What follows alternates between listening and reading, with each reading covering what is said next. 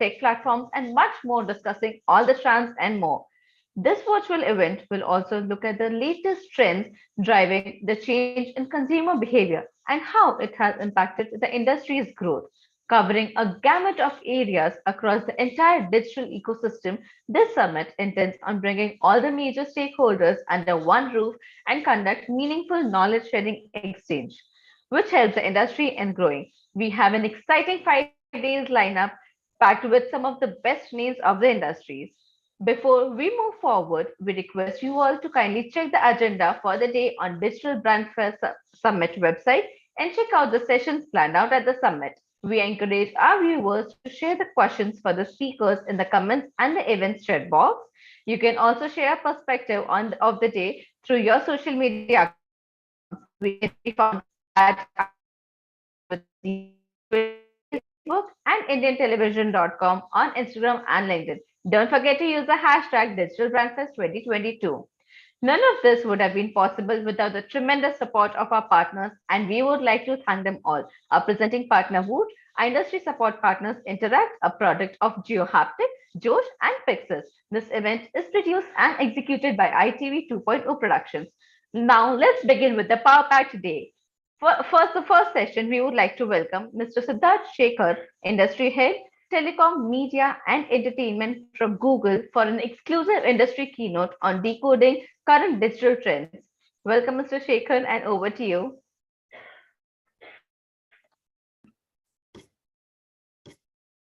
Good afternoon, everyone, and welcome to Indian Television's Digital Brand Fest 2022. I'm Siddharth Shekhar, and I head the Telecom and Media vertical for Google India. And today I'll be taking you through some of the most impactful consumer digital trends that we've seen in 2021 and the implications for brands and how to adapt to these trends in 2022. I'll just present my screen.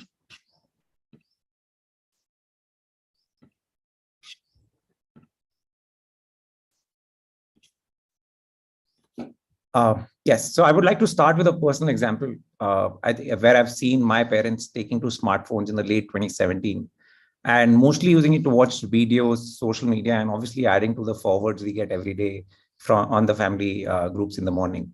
But in the last 2 years, I've seen them take a few leaps of faith from banking via only checks at physical branches to now doing most of their transactions online, to moving to a connected TV and watching a couple of movies every week. And finally, the magic moment for me was finally about 10 days back. My father fixed a Wi-Fi issue by watching a YouTube video. With that, I think his journey from an internet skeptic in the early 2016-17 to understanding the uses and leveraging it to make their life easier is what reflects the journey of millions of Indians online today. Last week, we launched our annual report, Year in Search for 2021. And let's start and deep dive to see what Google Trends reveal about questions we shared, the people who inspired us, and the moments that captured India's attention last year. Of the billions of searches every day, 15% are brand new, from new user segments across categories and for all kinds of queries. And as people turn to the internet to fulfill their needs, they're faced with limitless information and abundant choices. For example, in 2021, we saw 41% increase in searches in interest in the term which brand is good as people look to build their consideration sets. Searches like these offer us unique insight into what people really care about these days. We hope that our takeaways will inspire you to translate insights into action and evolve your business strategies to better prepare for 2022 and beyond. The 5 trends that we've sort of uncovered from 2021 are digital mainstream. Second is lives re-examined. Third is bridging distances. Fourth is truth seekers. And sorry, my voice is cracking a bit. Yeah, and fifth is growing inequalities. Yeah, with that, let's dive into the first trend, digital mainstream. If 2020 saw millions of consumers migrate online, 2021 showed the staying power of digital. From shopping to services, from new users who may have begun their online journeys due to necessity, are now proactively deepening their usage. Speed, convenience, and price are just a few of the reasons more consumers are now choosing digital first lifestyles. In 2021, digital acceleration continues with India posting higher digital adoption growth than other regions like US, China, and the EU. Indeed, we are seeing the staying power of digital. Rising searches in 2021 paint a picture of how many new digital consumers have not only dipped their toes into online world, but also taken the plunge into integrate digital into their lifestyles. In India, users access more than 4 industries through digital channels. And even as offline mobility resumes that we are seeing today, consumers who've grown more comfortable with the digital world are now choosing to stay online, with 65% of Indian shoppers going online to buy a product they previously bought in store. Benefits like time, cost savings, flexible payment options, diversity of product offerings, and delivery services are motivating shoppers to choose digital first experiences. Searches for digital formats also continue to gain momentum as Indian consumers immerse themselves online. Streaming on connected TV has taken off in a big way. Short form videos has become one of the largest source of entertainment online. Live commerce is expanding its reach with virtual try-ons are also on the rise. And even when people take a break from the screen, they're opting for content like podcasts and audiobooks, which they can enjoy on the go. With that, we come to our second big theme, which is lives re-examined. Following the abrupt disruptions of the pandemic, people emerged in 2021 with a realization that some changes weren't temporary after all. This prompted a sense of introspection and a reevaluation of their values and their lifestyle choices. As a result, they looked for more comfort and ease in their lives and shifted their focus to things that matter most to them. Even as restrictions ease, it seems a blended way of living is likely to remain. Signs point to a semi-remote future of work with 70% organizations in India looking at hybrid work models beyond the pandemic.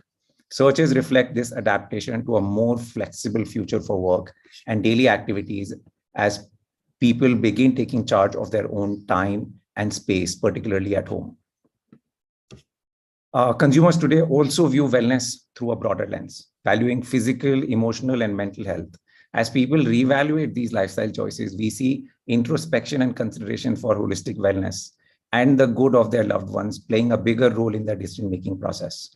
People in India have placed more value on spending time with their families.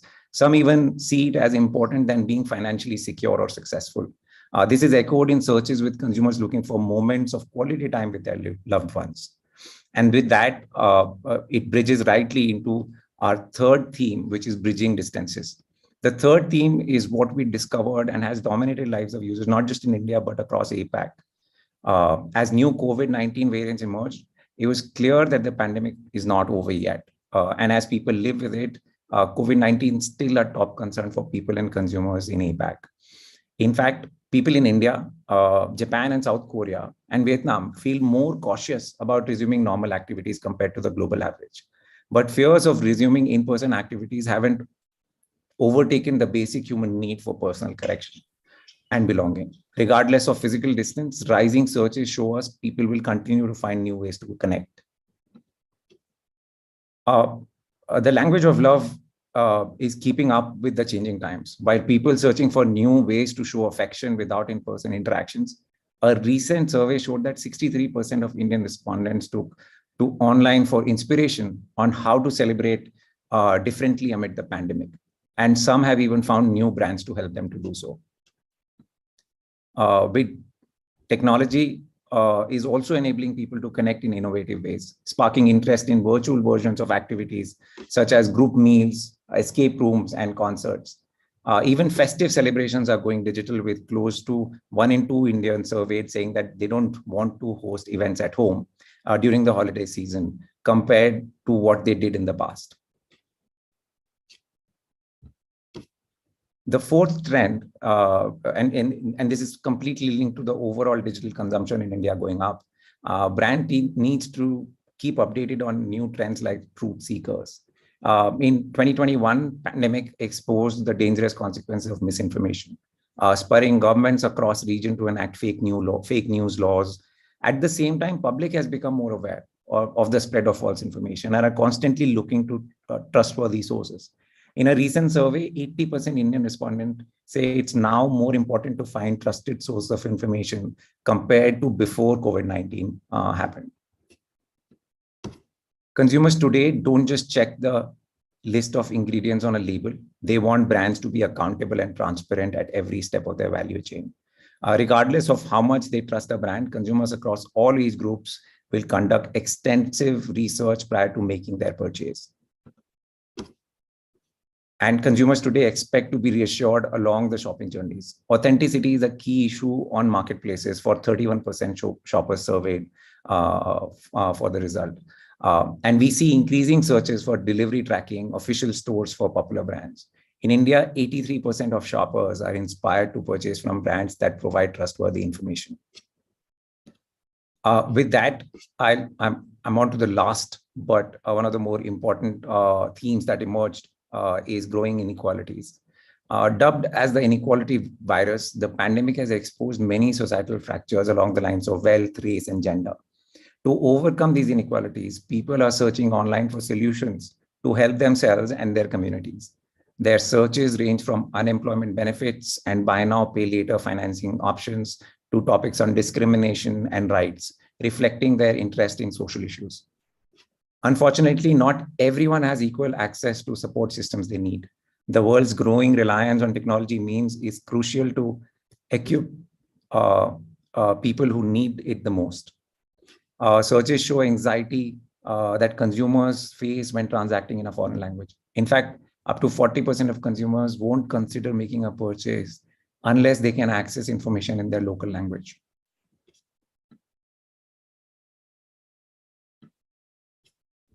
India has also been experiencing high unemployment rates fueled by COVID-19, and this has led to consumers to search for different ways to alleviate economic concerns. Whether it's a business grant for cash or a cash loan, people in India are looking for financial support to tide over in an uncertain year. Women in particularly are showing more concern as their unemployment rate stands at 1.2x of the national average. So what are the marketing implications for brands today when we are looking at these 5 big trends? The first one, digital mainstreamed on how you can go from COVID-proof to future-proof. Digital is where the masses are today. Move your brand onto digital, not as a complementary strategy, but elementary strategy. You should also bring your storefront to wherever your shoppers are and to build an agile omni-channel strategy that enables your business to unlock short-term wins and long-term growth.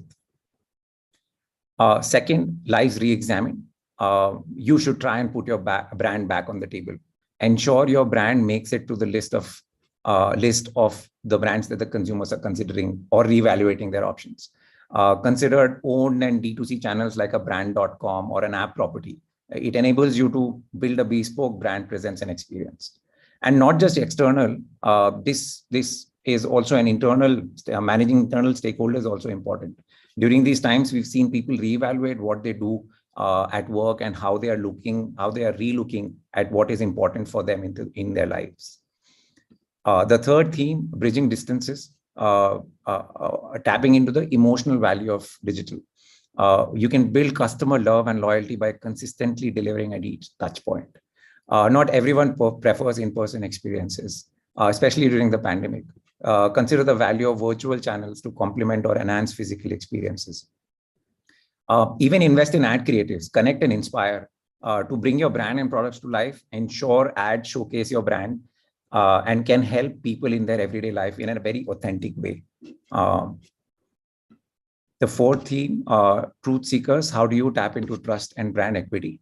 Users today are concerned about their privacy.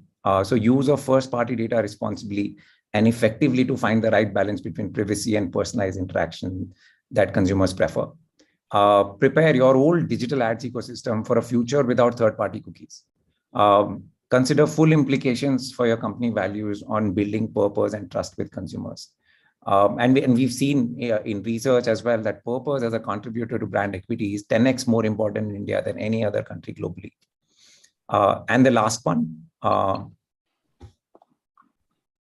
growing inequalities from reflecting society to changing it.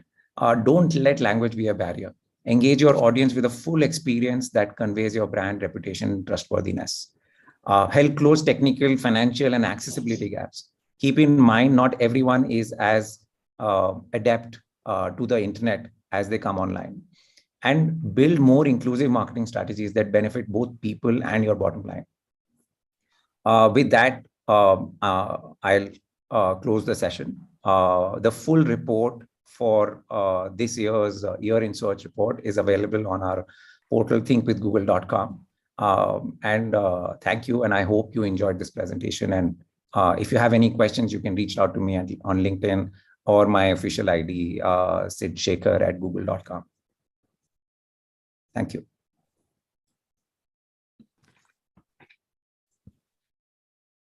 Thank you, Mr. Shekhar, for your kind words and taking our time to join us today at the Digital Answer Summit.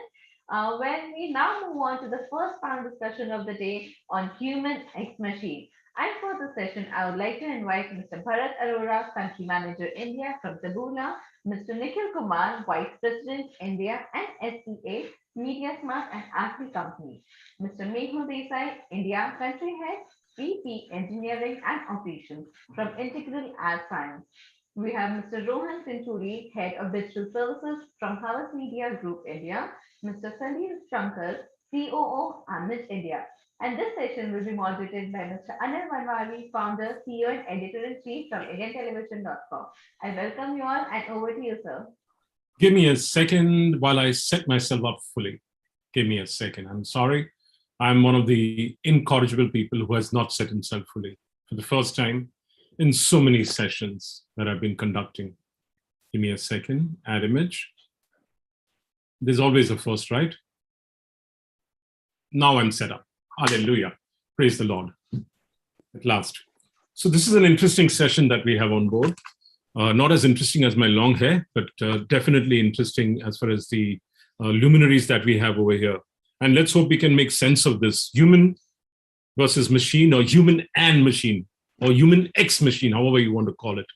So we had a bit of a confab before this, this session started, and we were all wondering how should we tackle this session. Everyone said, let's take it as a free flow. Go ahead with your usual style of doing it. So I'll begin by saying, we heard Siddharth just now saying that emotions, you really have to connect with your customer emotionally. We are headed towards a universe which is moving more and more towards automation. We'll come to the emotion part later, but let's go ahead with automation. Each of you all can begin by saying, talk about your company briefly and the services you provide, and where does automation come into your business? Beginning with, I have Rohan first on my lineup. So Rohan, what does your company do? Perfect. And where does automation come in as far as what you're delivering? Sure. So I'm Rohan. I head digital services for Havas Media Group India. We are a full service digital agency. So, end-to-end services for whatever the digital requirement is, social, programmatic, planning, strategy, data, even managing first and second, third-party data as well.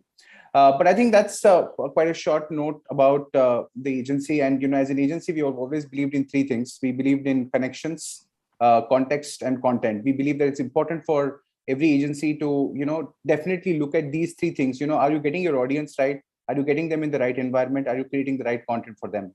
If I were to really take these three pillars of these three C's in the realms of marketing automation, I think you have so many tools out there, and even a basic research for anyone says that, there will be 50 or 100 tools on marketing automation, each catering to, a simpler aspect. One is for social, one is for website, one is for pricing automation. But, I think largely for me or as an agency for automation, we require automation everywhere. And my only hypothesis for this is that, let's assume only 10 touch points to conversion. All right. If there are only 10 touch points, a 10 factorial means about 3.5 million unique paths to conversion. We are planners. It's difficult to assess each and every touch point. Also understand that the user journey is so complex that, even if you were to fathom that, 3.5 million unique paths to conversion, it's difficult. So I think automation features as a part of our largely our execution process, because it's not only about finding the right audience. I think it's also about getting them connected with those right 3 C's, which I spoke about. So for me, automation is all about giving efficiencies to the clients that we work for, both from a media standpoint and also from personalization largely that we look at. Great. Nikhil, you come on next. So it's over to you. Oh, great. I think we're the first panel for this very exciting 3-day fest put together by ITV. So congratulations to you, Anil, and the entire team. And I think human versus machine is the very interesting. Human versus machine, we can interpret it however we want to. It's your liberty. However we want. So I'll start with a very human introduction of myself. I'm Nikhil. I lead the business for India and Southeast Asia and parts of Middle East. I work with a company which is an acquired company of the Affle Group called MediaSmart. We're a Spain-based organization spread across 100 plus countries. We are technically a full stack marketers DSP. By that, what I mean is we are a programmatic in-house setup with multiple features. Across Asia, we work across multiple formats. A large part of our business has always been self-serve advertising, which leads to the whole automation part of it. And I will start my thought process here with a very simple quote from a MIT economic professor in his book, The End of Theory. His name was the Richard Bookstaber. And he said, no man is better than a machine, and no machine is better than a man with a machine, right? With that context set, this conversation becomes much, much frugal, because then we leave it to the interpretation of where the world is moving. And while I talk about the industry that I represent, AdTech, I think a large part of us, are very well versed. Rohan obviously touched upon it briefly, that automation has become an integral part of some of our daily habits, and especially when it comes to an industry that most of us are most familiar with. And I think, Anil, you have spent a tremendous amount of time, probably over 2 decades, correct me if I'm wrong, in advertising. 4 decades in this industry and 2 decades in the world of the internet. Fantastic. So 2 decades relevant in digital, 4 decades in advertising. So if you put that all together, I think the programmatic advertising landscape has predominantly really, I think, quadrupled in the last 4 to 5 years. And if you look at the statistics, I think, and I will always bring pre-COVID and post-COVID because it's an important context, that the automation part of advertising, especially programmatic advertising, has grown significantly by 30%, led to factors external to it. So I think what we are realizing is that programmatic as a business is going to be more than $159 billion globally. 89% of all, in fact, digital display dollars spent in 2021 was all programmatic, which is, again, going back to automation. And what it's bringing to the table, automation, is just not one-fold. What it's able to do is, it's in this cookieless world that we are moving into, it's bringing growth across multiplicity of advertising itself. So in isolation, it's looking at display and video, the most basic format that we know. Connected TV, the most buzzword that we have talked about. It's completely automating that part of the business, saying, you know what, this is where the growth is, this is where we're going to be. 2022, anybody who has read digital automation trends would have read about digital OOH. That's something that we will see drastically growing. And then we talk about location, proximity, omni-channel. Everything is going to become a very interesting part of the whole automation-based advertising being served. And I think one last thing that I'll leave all our panelists with is another research that I was reading. It is Alfie's Global Research of 2021. What they saw as the 3 most important benefits of why programmatic advertising, while 67% of the respondents said sophisticated targeting, 72% said real-time measurement, 94% said we want to move there, citing automation.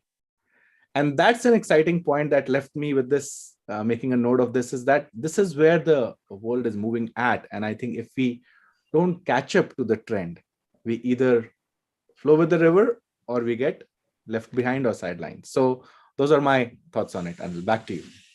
Fantastic. Thanks. Mehul, how are you flowing with the river? I am just drowning right now, but I'll go ahead. Thanks. That was a lot of data and a lot of thoughts put out there, right? We are a data company, thankfully, so I can process it, and I'll continue to process that as we speak. But thanks, Rohan and Nikhil, for setting the context. And just a quick introduction about myself. I am Mehul Desai, Country Head and VP of Engineering and Operations for Integral Ad Science. Integral Ad Science, for those who don't know, is a global leader in digital media quality. At IS, we make every impression count, ensuring that ads are viewable by real people in safe and suitable environments. And we have contextual targeting, supply path optimization as part of our endeavor to ensure optimum media quality. I was quietly, listening and trying to, like I said, drowning in the information my fellow panelists shared, and I just want to start this day, this conversation with saying, what is automation? In layman terms, automation is just mimicking human behavior through a computer or through a machine, right? And why do we want to do that? We want to do that to optimize, make ourselves more efficient and improve our efficacies in general. Now, the funny thing is, I'm going back to Bill Gates's old quote where he said, "Automation has a pro and a con, right? It will kind of exemplify both. It will either show you how good you are if it's an efficient system, or it will actually exaggerate how bad you are if it's a poorly operated system. Because automation is going to catch something that a human will often overlook, right? And that's where the irony of how much do we invest in automation versus a human world, operated world is going to be like. Nikhil just shared some interesting facts about programmatic space, and while the whole concept of ad tech and ad networks and ad agencies and brokering has just multiplied, so has the complexity, right? What was a direct a B2B or a C2C, kind of a point-to-point communication has now become, point to point to point to point, or it's kind of a hash, right, and a mesh. And it's such a funny thing because the endeavor was to simplify and make it more efficient, but we've actually ended up creating this whole plethora of networks which now require us some degree of automation. A great example being automation of programmatic buying, which is enabling today the world to connect to each other wherever they are, however they are, right? And I think that's a very important trait for automation. The second important point that comes in a way, and I was talking about data and getting drowned in data, is no single human mind is going to be able to process the amount of data that we process in today's digital age, right? For database systems and data-backed systems, you really need a strong automated means of actually, processing, digesting, and refabricating that data. And the best way to look at that is the tons of inventory that flows and the tons of data protection we talk about. We talked about the earlier session where he showed about brand awareness and brand safety. One of the things we do in IS is in that space, right? We talk about brand safety and suitability, and we process tons and tons of data, billions of lookups in a single day, which allows us to actually ensure what we do is really optimum. And to do that effect, we couldn't have achieved that using human means, right? I would have had to hire a workforce, the single biggest workforce in the world, to just do that. Instead, I'm using systems, automated, engines which actually process that data and ensure what we do is right and efficient. So, just closing this initial kickoff, automated systems, in my opinion, is where data needs to be processed in heaps and bounds, and we actually look at improving efficiencies and efficacies using that. At the same time, no data is perfect. Data needs interpretation. That's when a human comes in, a human processor. I like to call it as a human processor comes in and actually digests and ingests that data and decides what to do with it. So it's a happy ecosystem. It's a very we live and feed on each other, humans and machines, and I think that's the future as well.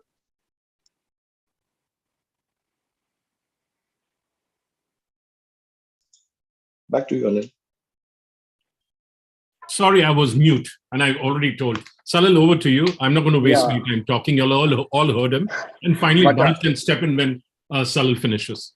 Yeah, thanks, Nikhil. I mean, it's a great story what you narrated specific to data and how automation actually works to create an integrated solution on both ad tech as well as martech solution for our advertisers, which is like the key thing. But yeah, hi everyone, I'm Salil. Just small introduction. I lead AMNET, which is the programmatic test for Dentsu. We are the programmatic experts of a global digital performance group, and which is, like I mentioned, Dentsu, and we believe to deliver value for our clients through use of technology, insight, and creative thinking. So that's where we actually believe automation fits in all three layers, which is like technology, how to create better insights and provide a dynamic solution creative solution or set of clients through all data set points. Yes, most of the things Nikhil has already covered, but I would love to touch upon a small thing on automation, which like how it can be how it is actually helping in our digital ecosystem. So because it's an indispensable platform which helps you to restructure the overall digital marketing activities, which helps you to further nurture sales lead, business communication, message, and all through having personalized content. So to give you a more relatable example, we see recommended shows on Netflix, right? And based on our past content consumption and the current trend which is happening in a region, so the ads or the content is being popped up, on the screen, so that we can have that relative. Similarly, in advertising, the products are shown based on specific to user interest, affinity in brand safe environment, which is all indirectly led to a data concept. So yes, that's automation for us. Like, yeah. Perfect. I can pick it up. Salil, thank you so much. I think what you said about Netflix is something what we can say that Taboola is all about doing recommendation in open web of content, much similar to Netflix. So hi, my name is Bharat, and I lead Taboola in India. It's a country manager. It's been like a 2 decades of experience looking at different sides of the table. It's very interesting the way I see when I joined first time. I remember I would be selling SMS and IVR. I've gone to a position where now everything is going towards application side. Even after I have to switch on my fan, I actually use my application and I get switch on my fan. Likewise, but of course, everything has own challenges. Talking about Taboola, basically, as I said, it's a content recommendation platform. So we make sure instead of you as a user browsing a specific site, you looking at what should I consume, because of course we have so much of content around us. Basis who you are, what time of the day, what mood you are in, we exactly know, and we give you the right content at right place. So that means in terms of content recommendation, Taboola is trying to marry you in terms of, for example, you as Salil would love to, of course I know about you, you love to read sports. So content basis, I know that Salil is there on specific site. So we will give a pop-up couple of content articles on sports, and then you will see one of our technology content. And below this, we also know that you are a frequent traveler and you of course keep traveling on a weekend. So we'll give you a sponsored content ad by booking.com, which means everything is being tailored and customized as per your requirements, your content consumption pattern. So we know your exactly behavior. Now, so basically what we are trying to do at Taboola, we're trying to marry the two best of both worlds, which is human and machines working together. So for example, as an advertiser, whenever we set up a campaign at Taboola dashboard, we use human brains in terms of building the strategy.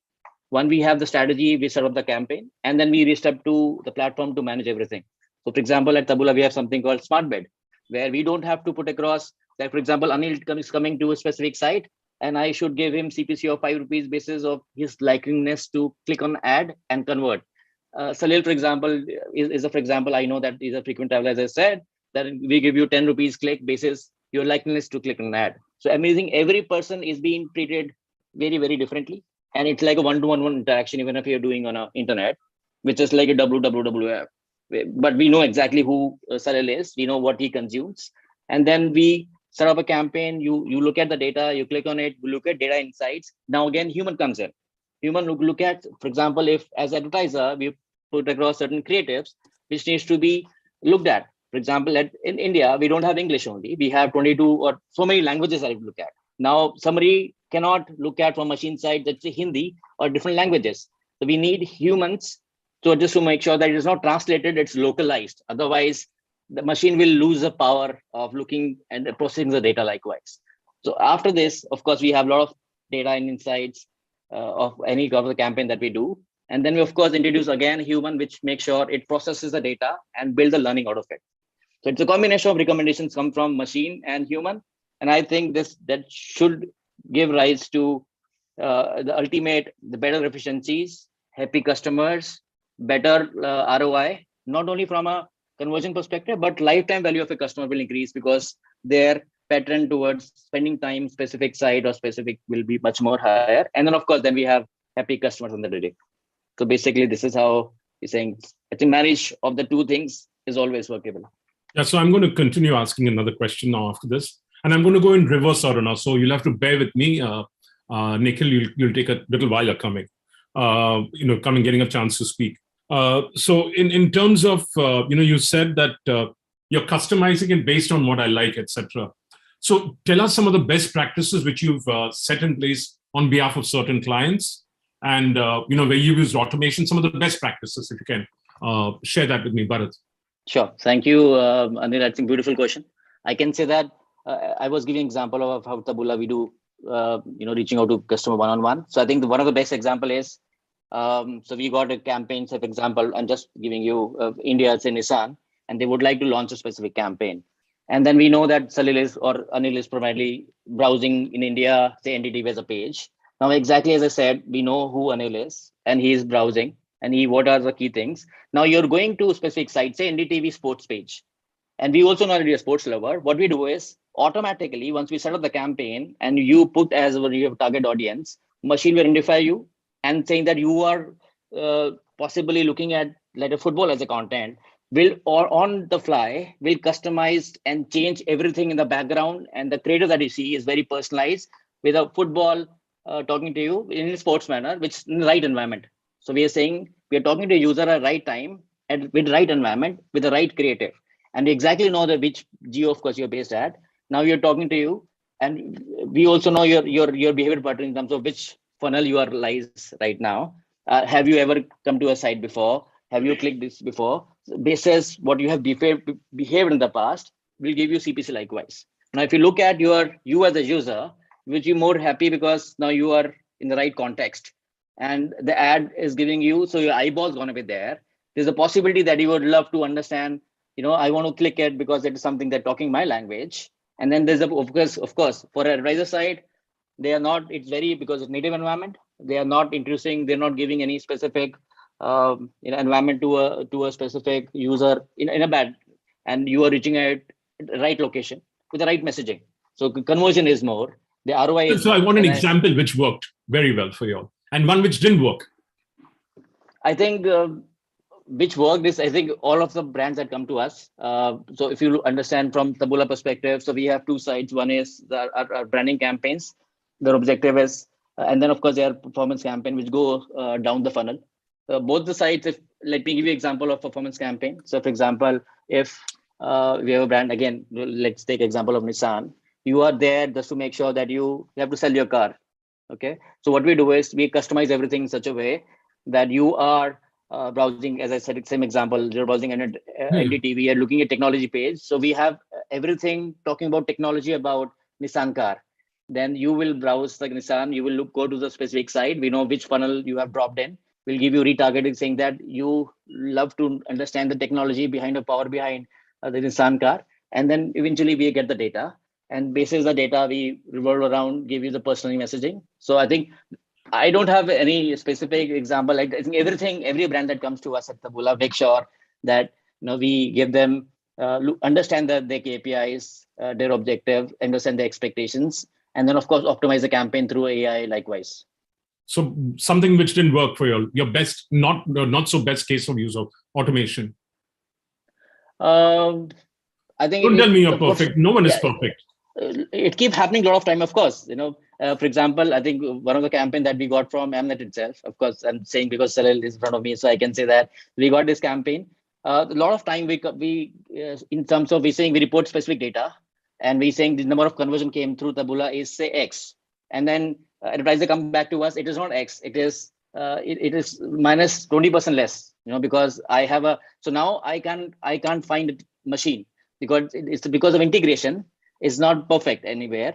So there are a lot of discrepancy that happens between the numbers. So that's one of the things that it's very, very challenging, though we are very dependent on machines to help us to optimize and of course meet our objective. And end of the day, machine is giving us a lot of dependency by not giving the accurate data, then we are helpless. Okay. So there are a lot of examples that I can say. For example, one of the campaign that we did, which is coming from Max Life Insurance. As a brand, they would expect us to do say 1,000 leads a day, and we are doing about from our side we're 200 leads, but he was reporting about 600. So there's a discrepancy that happened between various two data, and we said, this is something we can't figure it out. And then of course, people like Mehul come in the picture, and then we have a lot of technology platforms. We will make sure that we do a lot of researches, but this is one of the things that we are helpless. So this Okay, is great. So Salil, now over to you.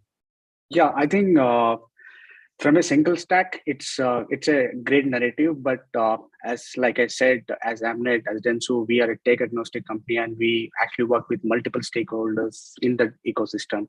And why multiple stakeholders? Because we purely work from a client perspective and to provide a relevant solution to the client. And based on the requirement, we can choose the right partner.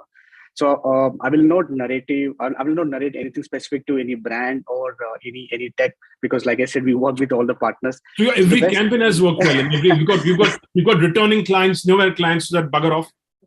So the best practices are in terms of right solution to be provided to the clients. It's purely based on the requirement. Some of the key pillars I want to touch upon to ensure the same are like leveraging the right partners. What I said, because every tech system has different capabilities, and as an agency, as a technology agnostic team, we need to choose who is the right partner based on your client, which has the core capability, so that the entire stack can be delivered. And being one of the first ATD agency traders in the Indian market, so we have knack for identifying the partner or combination of partners, based on the client's requirement. A tech agnostic approach has provided us with an opportunity to work across both global So and you never failed in your partners. technology selection. No, Or your tech partner. so I would I think we can all learn from you. I would recommend my partners can comment on that bit rather than choosing any of this partner's name. But yeah, thus giving this a perception, privacy, understanding of capability from market and tech perspective. Other thing which I want to touch upon the best practices are like knowledge session, because knowledge session for complete understanding the AdTech tool. But yes, there are failures as well, there are success as well, but you need to understand what type of AdTech tool which you are using for your sort of client, because once you have the complete training about the product, this ensure the team, the capability of the tool, what are the limitation basically, because exactly what you mentioned, there are limitations but we don't speak about it. There are limitations we don't actually highlight. When you know the tech limitation as well as capability, it enables you to choose the right tool from the partner and keeping the expectation real for the client. Okay, so keeping the expectation real for the client. So I've got Rohan next, if I'm correct in the order, going reverse. I hope, is it Mehul? Sorry, Mehul. Yeah. No, I was piggybacking on Salil's statement, and he said, they don't fail because of partners, and I won't take credit for his success, but we that's why we come in and we take the learnings, right? We learn and we invest in tech. So I'm moving from tech agnostic to a completely tech driven conversation, right? And shifting gears. So at IAS, it's part of our product portfolio is to actually ensure that strategies, campaigns are as successful as possible. That's what we create products for, right? Brand suitability and contextual and everything. And the funny thing is, I want to share like a couple of use cases since we're talking about, some of these metrics, and I'm hearing what I'm hearing from Bharat and Salil. Two things, right? One is we have this automated, tagging with Google that we did, Google Campaign Management, where we actually, do a tag wrap automatically. Don't have human intervention. It used to be manual not so long ago. It's automated now to avoid any human error, and it also saves almost 50% of our tag wrapping time. A classic example is what we did with OMD in New Zealand, where the tag wrapping has reduced by 50%, and now they're focusing heavily and massively on their strategy rather than doing a manual work of tag wrapping. So we're making it more efficient for our clients, where they've been able to use software and automation of a basic thing like tag wrapping, for which a lot of employees would actually manually take files, do some replacements, and then use a product like what IS offers. That has saved OMD tons and tons of hours, and that translates obviously to dollars. At the same time, technology has a different perspective, right? Recently, in fact, as recent as last year, we had this wonderful integration with TikTok. And what we realized is, as the world went into the pandemic, the world became very social media hungry, and everybody wants social media, right? And we've all seen the success of TikTok and how it eclipsed even big players like YouTube and geographies, which were very, strong for them. And one of the interesting things that came up late is how do we ensure the brand is still safe when they go on social media, when they go on a platform where real-time video feeds are uploaded by users. No, these are not businesses; these are users.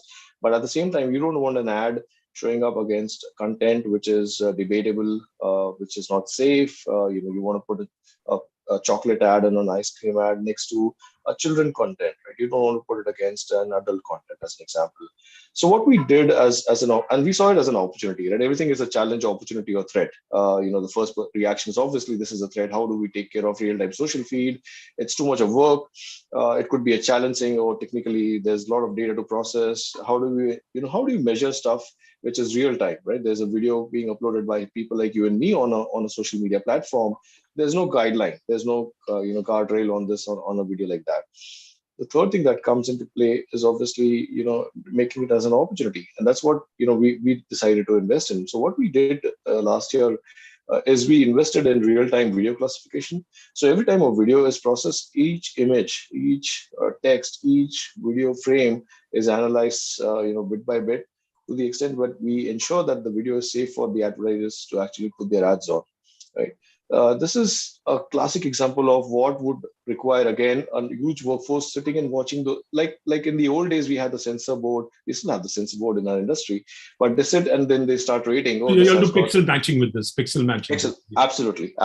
So we do the pixel matching, but this is on just look at the volume, right? And just look at the kind of data, because a standard cinema or a 70-inch screen, when you go to the movies, there's a standard script, there's a standard. TikTok, of course, the video has a standard, but what the video displays is not a standard. It's a user-driven environment.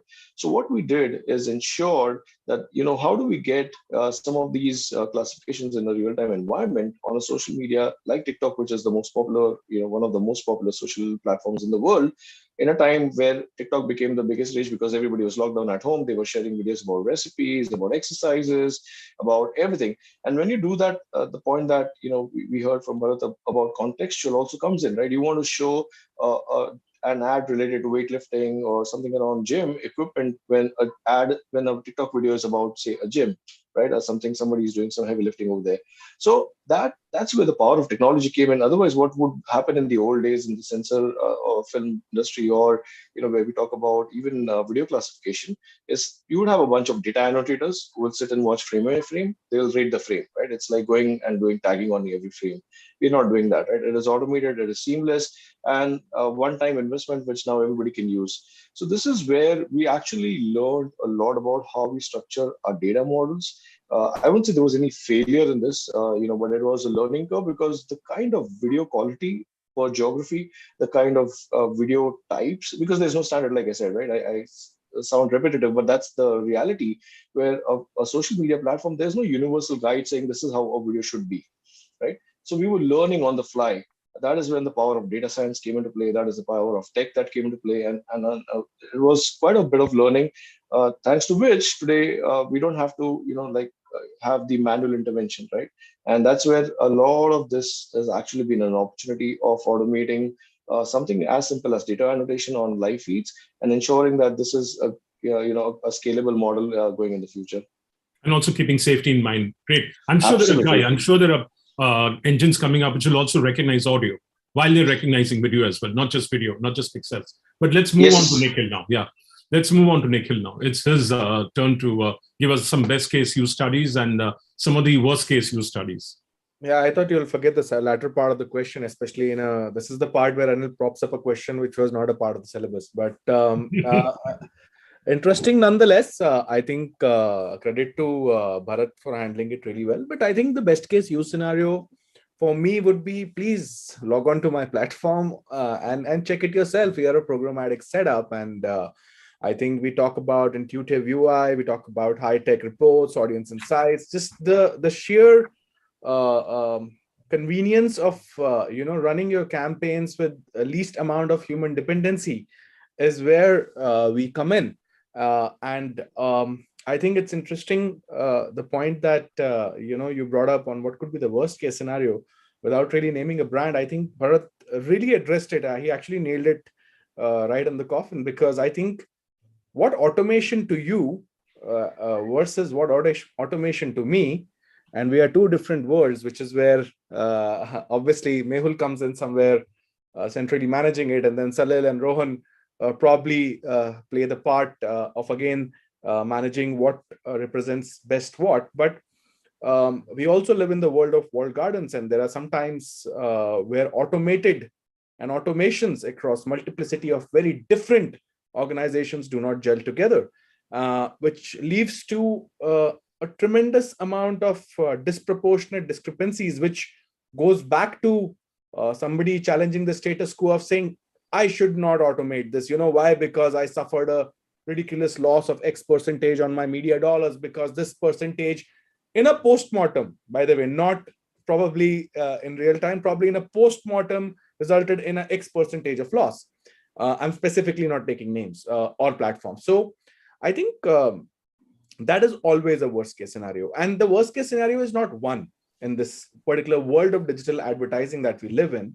The worst case scenarios are on a day-on-day basis. And I'm sure between all of us, in fact, between Bharat, Mehul, Rohan, and Salil, we face worst case scenarios on a day-on-day basis where our assumption and of automation and reporting is very different versus integrated with an absolutely different world. But the best case scenarios, I think we have discussed a lot, that I think the best case scenarios are putting your dependence on automation. And I think relying the importance of approaching advertising, especially digital, by least amount of human intervention, which basically means that the human interface of decision making gets substituted by the artificial intelligence and machine learning capabilities of the platforms which exist to deliver better ROAS for the agency and the client in play. And which is where I think the world will move at. Like I'm repeating, I think a human cannot beat a machine, but a human with a machine cannot be beaten either. So I think I'm going to reiterate the statement that I started this meeting with. And I think with great power comes great responsibility. And I think the world will move towards automation. The earlier we grasp that and get hold of the train, the better we are placed to be getting a better seat. Else, it's going to be a catch up. Absolutely, yeah. So thanks for that, Rohan. Yeah, perfect. So I'll give you one case that we have had. So I'll not name the exact brand, but this is a jewelry brand. So what we did was, when there were multiple people coming, I think as an agency, we always think a lot on what kind of media we need to spend. It's not always that we think about what happens once the user comes to your page, and that is the stickiness. We never really focus a lot on stickiness. So my example is more around that line that, let's assume that, if an anonymous user is coming to your site for more than 2 times, is there any digital intervention possible? Like, you can put up a pop-up box which says, do you want to subscribe? If he's coming through AdWords, he's clicked on an offer, and, are you showing him something relevant to the offer? Or are you giving him something very generic? When is the right time to ask a question? If he puts up search, then, do you want to say a pop-up box which says book an appointment? I think digital has largely been all about multiple data pointers that our assets are, able to, capture. So having a single lens on a consumer is critical. Having a 360-degree view of a consumer is critical. We must have created at least 25 such use cases, which literally brings me back to the point that, yes, marketing automation helps, and it only helps when humans come in between and define that exact model. They define that exact use case, because yes, we are an agency, but when I think as a consumer, I really like it when I put a product on a cart and 3 days later they send me an email saying there seems to be something in your cart. I might not respond. Here is a 10% off. I think these are interventions that, if you like as a consumer, you don't find them to be too intrusive, play a larger role. So for me, this jewelry brand experience was really not again about what the industry says, sales aaye ki nahi, sales bade ki nahi, but it was more about, did I improve stickiness for whatever I have spent? People have come to my page. Did I improve stickiness there? And I think it's sometimes more about, looking at digital brand health. If more and more people start searching about your brand, organically visiting your page and staying there, is also a metric that we tend to miss. So that's my example. And what didn't work? Well, I think my examples are always around social. Whenever you try and automate responses on social media, the algorithm, because one is automation, second is AI. There's so many use cases that each one of us has seen. He's saying, I have had so and so experience, and the response of that brand is that glad to hear this. And so I think when you start generalizing responses, I think humans are best at that. So always have a standard response is still better. We will get back to you, please feel to contact. But then you start saying something else, and that loses its tone. So I have had those shares of experiences as well, but that was a learning, and that's why I can't mention the brand. But yeah, so I think these are two ends of spectrum where I say it's eventually about human plus machine. Maybe you can do a human square plus machine and give more weightage to humans. Machines will keep doing their job, but we have to put the brain to use. Fantastic. So now I'm going on towards, we are living in the world of Web 2.0. We are moving towards Web 3.0. The metaverse is coming up, and so many other opportunities are coming up in the metaverse. We've got Adidas, which is producing digital shoes. We've got Reebok, we've got Nike. We've got many other brands getting into the ecosystem. So again, gaming is going to get integrated in a big way over there too. So where do you see the world that you're living in advertising delivery, in marketing delivery, solutions delivery? Where do you see automation coming into your business in the Web 3.0 world? Over to you all. Whoever wants to start now. Now it's a free for all. Put your hand up and speak. I can go. Yeah, go ahead. The biggest thing about metaverse, and everyone's talking about it, people are buying spaces on virtual world. There are so many metaverses available. Sure. Like, for example, Havas globally has launched a 69th Havas village in the sandbox environment. Now, everyone is doing that because it's available. But the biggest challenge currently that we'll face in India is that whenever you have to access or get into any of these, you'd perhaps need a crypto wallet to enter these worlds. Yes, there are platforms like Uverse where you'd perhaps enter them without a crypto wallet. But I think the medium or the platforms will change. The media will eventually come as a part of it. But at least in India, if you want to really talk about true metaverse, it is only in gaming. Everything else is getting into a metaverse model. I'm not even talking about VR or non-VR experiences. I think both are equally good. But I think there will be so many. Today you would want to really go to a sandbox and look at, there is a spawning pace that you will have whenever a person lands or picks up a spot. It can be advertised. And, I think advertising opportunities will open up. We will get there very fast is my 2 cents on this. Your planning world is going to get more complex. Yeah, it's going to go crazy, and your buying world is going to get complex. More media, more touch points, more need of automation. Absolutely. So now who else wants to pop up here? I quite agree. I think quickly jumping in here and just adding a +1 to Rohan, that I think the more media, the more places, the more automation, right? At the end of the day, when you have a much larger universe which needs to be tracked or placed with a footprint globally, when we move into a cookie-less world, the amount of automation required to store that kind of data, to target that kind of user, to find that kind of user, to give him the relevant contextual ad that needs to be served to him, to give him the right ad format for which he likes to consume. It could be audio, video, and I can go on. To be making sure that he's the right person, that the ad can be served to a liquor ad to a 18-year-old sounds disaster. And furthermore, tracking it back with a very secure level of report that can be shared with the advertiser, where the advertiser wants to know everything, to be keeping a check on that and being able to do that will all require a massive amount of automation and multiple automation engines to come together.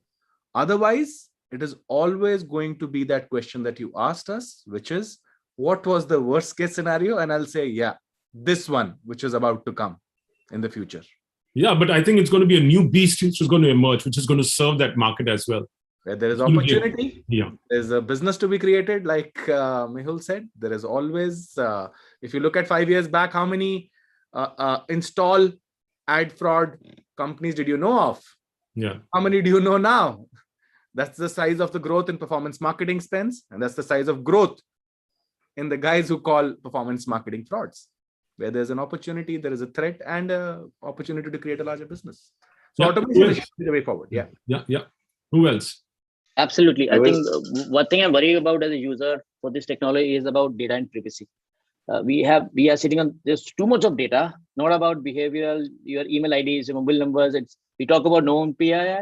If you introduce this technology, I think there's something which is unmatchable. We have to design different security measurements, tools and technology just to make sure we overcome this. I think this is one of the key things which I am very worried about this. And the other thing is, if talking about, for example, Rohan is spoke about gaming, metaverse in their gaming. I think if you have seen certain examples, it was also giving a lot of addiction and mental and health issues that has created because of this.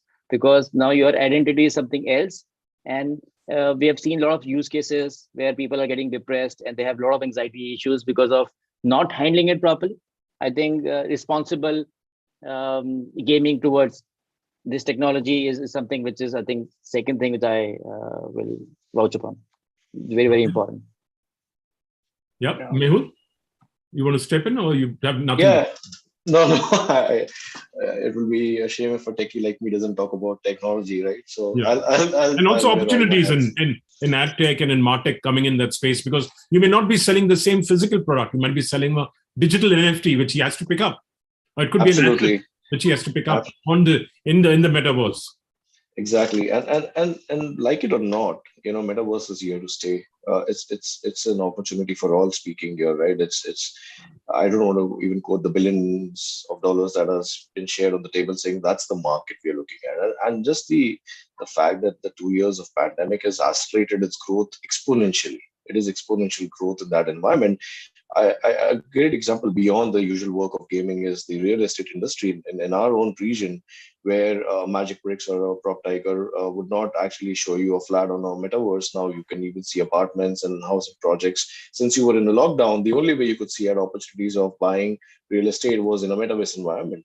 It gave us an opportunity to have, obviously ad placements in a metaverse environment and do ad safety and brand safety as well in that environment, which is something that obviously everybody looks at, right? It is a technology-driven world today, whether we like it or not. Technology is going to supersede and exponentially grow at every given opportunity. So pandemic was an opportunity for technology to accelerate, right? The whole CTV space, the whole digital media consumption. The stats are here to tell us that the future, like you call it, Web 3.0. I like the word web because it's a web where you come in and you can't come out. It's like Hotel California kind of a thing, right? You check in anytime and you can't check out. And that's what Rohan was indicating as well, right? It's kind of an unforeseen addiction, but it's also an opportunity for all of us here to appreciate the power of, where nobody thought about metaverse a few years back. You didn't even know what that word was. The companies have renamed themselves to that name right now, right? Facebook become a meta, just to align to that whole space. Just the whole concept of face has become meta, right? And I think it's an opportunity for us to be cognizant of the fact that it is another. No, are your companies working in that direction? Are your companies each working? So it's early stages here. It's early stages here. And the early bird catches the worm. Yeah. So I don't want to talk about the worms we have in our net yet, but we want to talk about it is obviously an opportunity for companies like ours and everyone, right? And I think that's something that we'll obviously keep ourselves. We are a tech-driven company. We are a tech-driven space. All of us here in a digital world. If we don't keep pace with it, we'll stay behind, right? And I think that's something that we will obviously be agnostic of. So we'll obviously want to be mindful of the fact that this is an opportunity, whether you call it Web 3.0, digital next, metaverse, whatever you want to call it. For all there will be something else that pops up before even you and I can think about metaverse, right? And I think that's an opportunity each time. Yeah. So Rohan hasn't spoken, right? Or you spoken? I'm done with my metaverse. Yeah. Then has Salil not spoken? Yeah, I have 2 cents because majority of the people have already covered the sensational point. But yeah, so I think we are excited to see how this change in ecosystem can bring incremental benefit.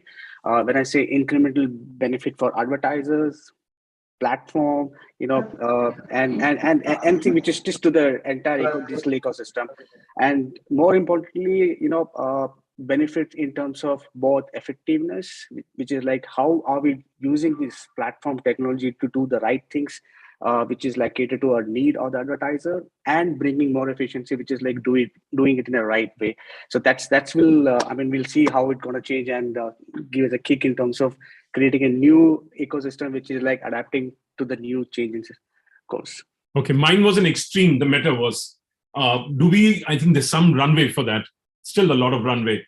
Where do you see automation going in the future? Do you see it? I know all of you have said it's going to get more and more automated. You need more automated, but some of you have said we need human intervention plus automation, which I think is fair. So where do you see automation versus the human going? More automation, less human? Or is it a balance of both? I think it's going to be a continuous balance of both, obviously, but yeah, the power of tech is where the automation comes in. The way I see it going is moving away from black boxes to solutions. So today, automation, like Nikhil was giving an example of disparity in automation, and that's because everybody's doing silo-based automation, looking at their own individual space. I think it's an opportunity for looking at the whole holistic picture and automating the solution, right? The end-to-end. A client doesn't care whether it's at the server end, it's at the client end, it's on a browser. For him, it is an end-to-end experience, and I think that is where the example about chatbots and having lame responses come in, is an experience in the end, right? So for a customer, an automation adds value when it is enriching the experience, obviously making it efficient. That is a given. Automation, the biggest sell is, or the given tell is, it is going to be efficient, making your systems more efficient. But in the end, it also needs to improve the experience. And a customer experience with automation needs to be better than just a human interaction, or at least at par. And I think that's going to be the challenge as well, but also an opportunity. And I think that's where we should look at, how we look solution level automation, not just product level automation or box level automations. Yeah. So if anyone wants to step in, because when I go to, let's say, a bank website, I get this bot coming and asking me, how can I help you? I put in a list of questions. I need this help. It gives me standard answers, but I've tried all those steps and I'm stuck. No, I think I'm going to repeat this. And I think this really sums up your question as well. No machine is better than a man with a machine. So unless you put a idiot box and it's not really doing the job. And I think somebody just mentioned that Rohan, in fact, was mentioning on social media, it happens quite a lot. The person is suffering and it says, great to have you with us. It doesn't really solve the purpose. So I think while automation is the way forward, I think a lot also lies on the behest of people making the decisions and the rightful decisions to go towards that era of automation. If you're going to eventually become a programmatic setup, but you have 20 people managing that for you, it defeats the purpose of the programmatic business itself. And I think education is what will probably power this, and it is continuously growing. I think I mentioned pre-COVID, post-COVID, how some real trends have shaped up towards automation and people understanding the importance of automation, right? But it's also important that the people who decide to bring in that technology or tech stack, or people who decide to make decisions towards moving towards automation, need to understand what trajectory that they're going to take, because it's sort of a longer runway. Your flight just doesn't take off head up. It takes a bit of time for things to settle in. It requires a certain amount of tampering and setting up. And I think once you've got that trajectory right, you're surely in the way of growth. And I think that's one thing that none of the companies will shy away from. No, I get that again, but like one of you all mentioned that everything's being done in silos. Which are the parts which can be really automated and integrated as well? Who wants to take this up easily? I think the planning side, the programmatic buying and selling can happen easily. Videos can't be done easily. You can't create videos automatic, or can you? I mean, Bharat was telling me that a lot of the native campaigns are produced by AI. So, and I sounded a little disappointed. I would like humans to do it. So, which are the areas which are, bots, of course, are automated, and they're very unfriendly and they're very unemotional. Like the Siddharth Sekar said that you have to bring in the emotional connect. How do machines bring in the emotional connect unless there's a human behind it? How does a algorithm do it? I think, I'll just take this, but I think when it comes to automation, for emotions to come in, I think it will require artificial intelligence. I think that's again another whole new beast altogether. But I think personally, when it comes to automation, I think most of the brands do take in tools, but they don't, or rather they fail to effectively unlock the potential of that tool. Yes, we have done it because the market is doing it. Maybe the future is going to be all about specialists and not generalists, very specific to this, who unlock potential. Now today there are so many tools in the market, but you take the tool and after that you're going behind saying, how do I do this? Or, oh, I didn't know this option exists. So I think it's not really about how many tools will come in, but that human intervention. Because I think if I say tech stack, if it has to meet effective implementation, that effective implementation is only coming from humans. So you might put 100 tools, you will have to put 100 people. So it's a well balanced according. Oh, Nikhil, there's no getting away. Not according to me. I mean, you would need one specialist per tool. There's no getting away. I think what you see today is, I mean, even for emotions, today companies have started making a company like memes spreading, right? So you have ready, and brands take this strategy, and you brands know which ones I'm talking about, that if Dhoni retires on this day, you have 40 memes which will go out. If he does this, he'll do this. That's also automated. So there is human, as long as the human guides the machine is doing a good job. If you're going to be leaving the machine to a bot which doesn't answer your question in a bank or greets people on a bad day on social media, that's where it starts to go wrong. So yeah, that's my 2 cents always. Okay, last words. I think we're running out of time. We have got another 5 minutes, I think. So each of you all can come up, human, machine, automation, metaverse, talk about anything you all want. Summarize whatever you all want. Maybe I can give my opinion on this. Sorry. So the only thing I think I defer to a lot of things. Of course, what you're saying is right now, human are the one who is driving it, and they will keep driving machines because they're still needed both. But I think personally, looking at the automation that is happening from a Taboola perspective, or otherwise the kind of investment which is happening in the market, machine will drive the machines going forward. I'll give you an example. For example, today, if we have a specific roadblock that happens, they would like to do a cross-functional or a cross-channel integration attribution system is that we are stuck today in terms of the problem. Now, we see the solution of problem is also machine. And if we stuck anywhere, it is only machine who have to drive it. Though we are trying to develop it right now, the way that we are going forward, the way that the investment is going towards it, I personally believe the thing that automation that I see is machine is giving solution to machines. And that is the only thing which is future. I personally feel I think machine will drive the machines, and we only sit back and look at how they, through, of course, introduction of EQ after IQ as well is required. If EQ level, as you said, Anil, that's what like a bingo, EQ plus IQ that happens to machine, you just have to sit back and watch things regulate, and they will find solution within themselves. And that's the way to go. Okay. I'll just say, Anil, what I shared earlier, we're a bunch of humans on an automated platform having this panelist discussion. The day bots have this conversation through us, I think we would see the turn of automation versus human, and we can have a different debate altogether. They will have a debate about us, maybe. They'll talk about humans. Oh boy! But yeah, at the same time, I think it's an ecosystem. It is a mutually cohesive and coherent ecosystem where we rely on automation for efficiencies and efficacies.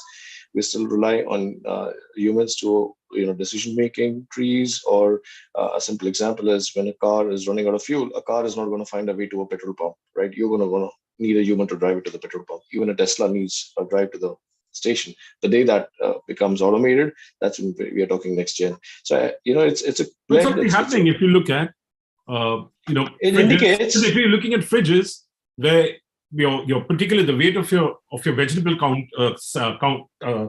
vegetable, what do you call it, the vegetable area becomes light, and you've defined what vegetables you have, it automatically, the new generation fridges, it automatically orders fresh stock through grocers like Amazon, and it automatically comes into your place and it replenishes.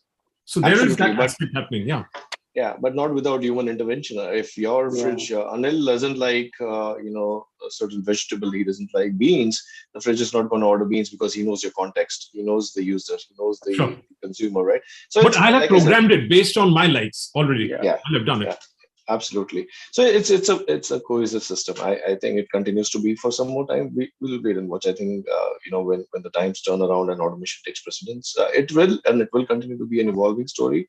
The power of tech will obviously and continue to support the evolution of automated systems in the world, and at the same time, the human behavior will drive automation. Human consumption will drive automation. So it's the behavior of humans versus the programmatic way of looking at how to automate that. Now you'll also have delivery on these devices, the fridges, possibly be delivering ads on them. Who knows? Who knows? You'll be also having verification on fridges now next. Absolutely. Would love to do that. Yeah. So anyone else last words, or we call it a wrap, or we've spoken enough? You tell me. Yeah, I think it's more of like how you are customizing your need based on your custom goal. So how this automation can fit in based on your overall ecosystem, like to connect. So likewise, what you said as an example of real fridge, it's like you are differentiating the dabbas into different aspect, which is like a fresh and connecting into different sources. It's all about connect, like how, and from a marketing perspective, yes. It fits in all stages. It's just that what stage you want to define yourself.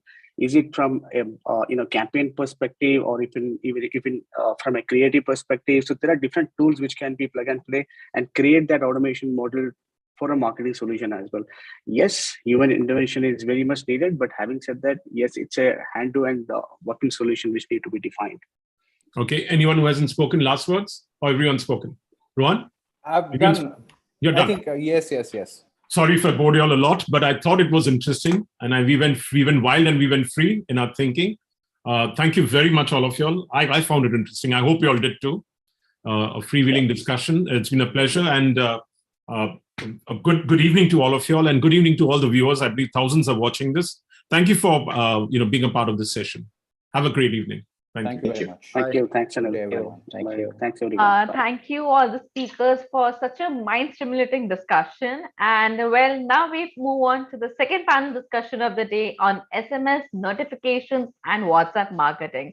And for the session, I would like to invite Mr. Aisha Jusawala, VP and Business Head, SMB Solutions, GeoHaptic, Mr. Jain Kshirsakar, Senior Vice President of Marketing, CleverTap, Mr. Madhur Acharya, VP of Marketing, WowSkin Science.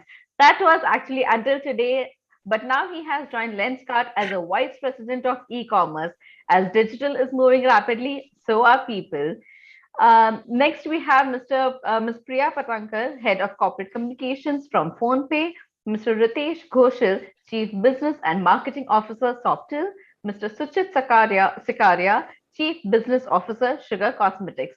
This session will be moderated by Ms. Neeraj Ruparel, Head of Mobile and Emerging Tech from Group N. Over to you.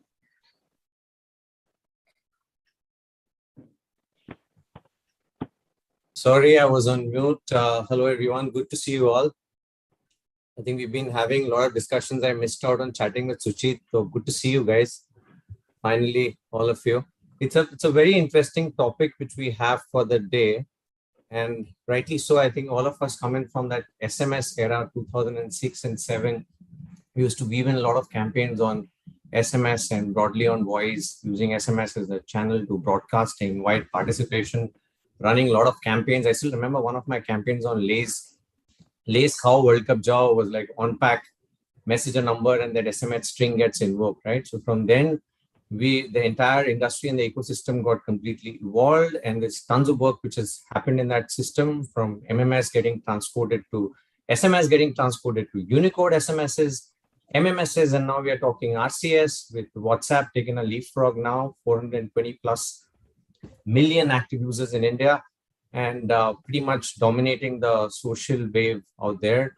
We're seeing this entire cult of notification, whether it's a web browser based or the entire notification scheme of things, which is evolving on the application ecosystem. And there's a lot of tech stack which goes into building smart notifications, which reads into a lot of data parameters, and then lands communications, which are more focused and more ROI driven in that space. Another thing what we are seeing is the media banners are now getting more conversational in nature, with the entire stack of conversational AI getting overlaid out there.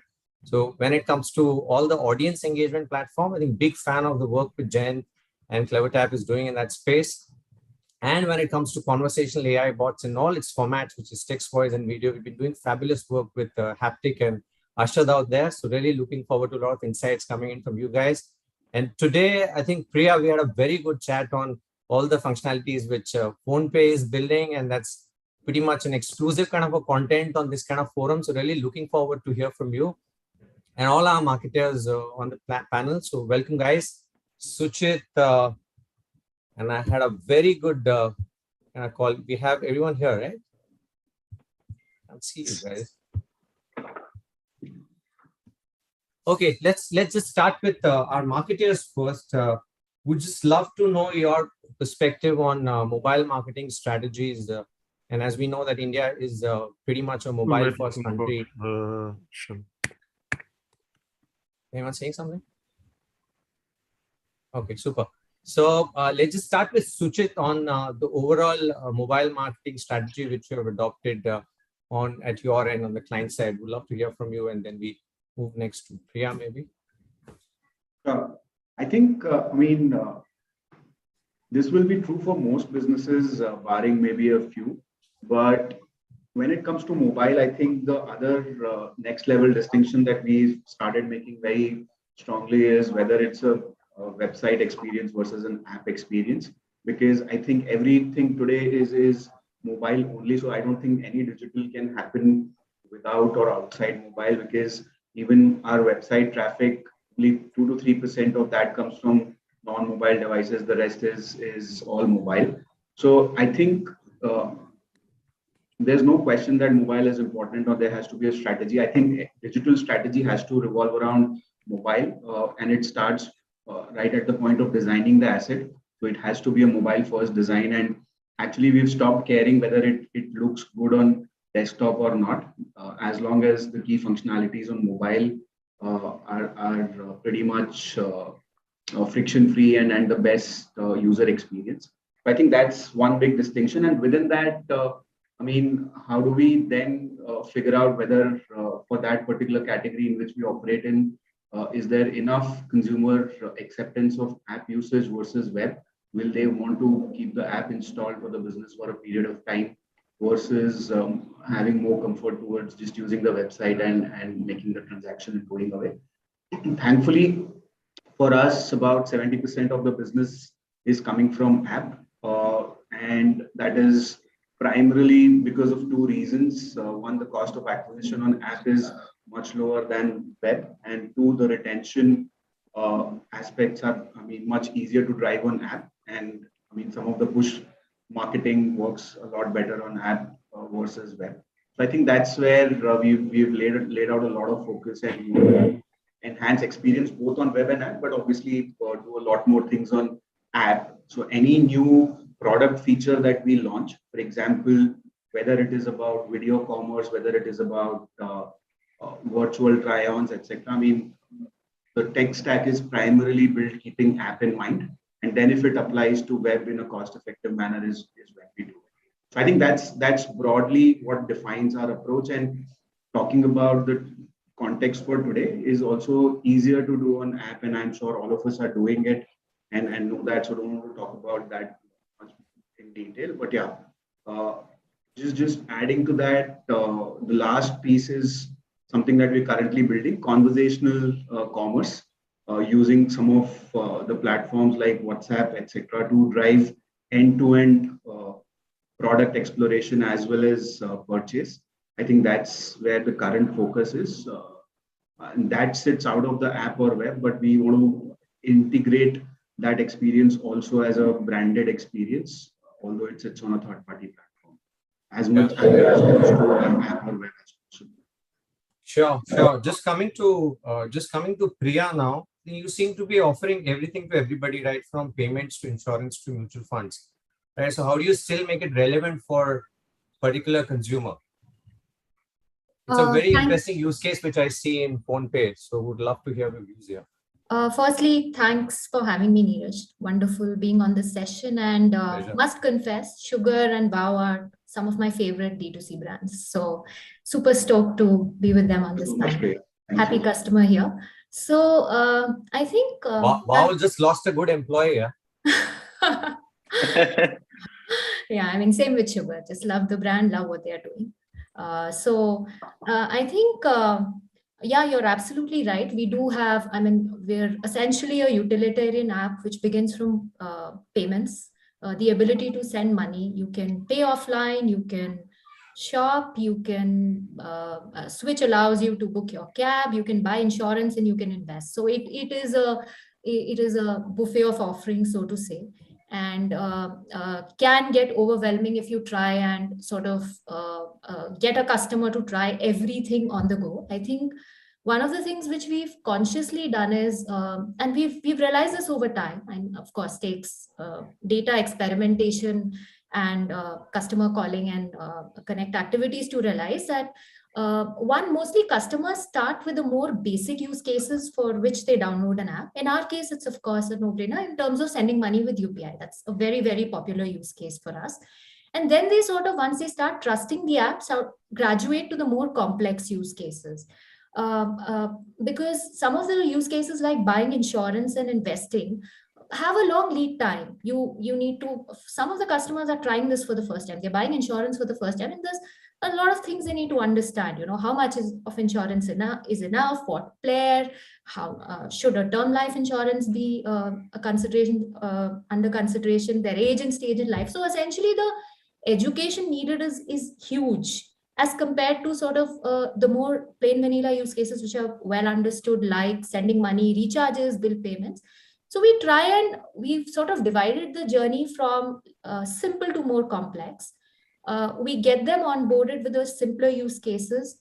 In a payment app, if your bank account is not linked, you're not trying send money transactions, for instance, or recharging, which are popular use cases, you're highly unlikely to graduate to the next one.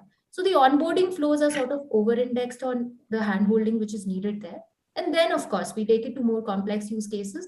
So I mean, in my head, I divide a customer journey into what I call the onboarding flow. Then I go to cross-selling or educating. Then I engage with them. Engagement is something you should be doing across the year. And then the most important, of course, is unblocking.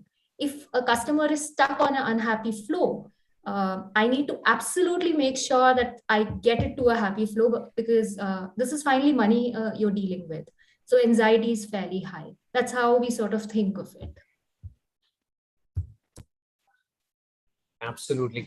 Moving on to Ritesh, I think Ritesh is pretty much the most seasoned marketer on the panel today, right from his Tata Docomo days to all the work which he's done on Chroma and now an entrepreneur with Softel. Ritesh, what's been your mobile marketing strategy over the years? So many big brands you've represented. First of all, thanks for calling out my age. So actually, Tata Docomo was also pretty late in my career.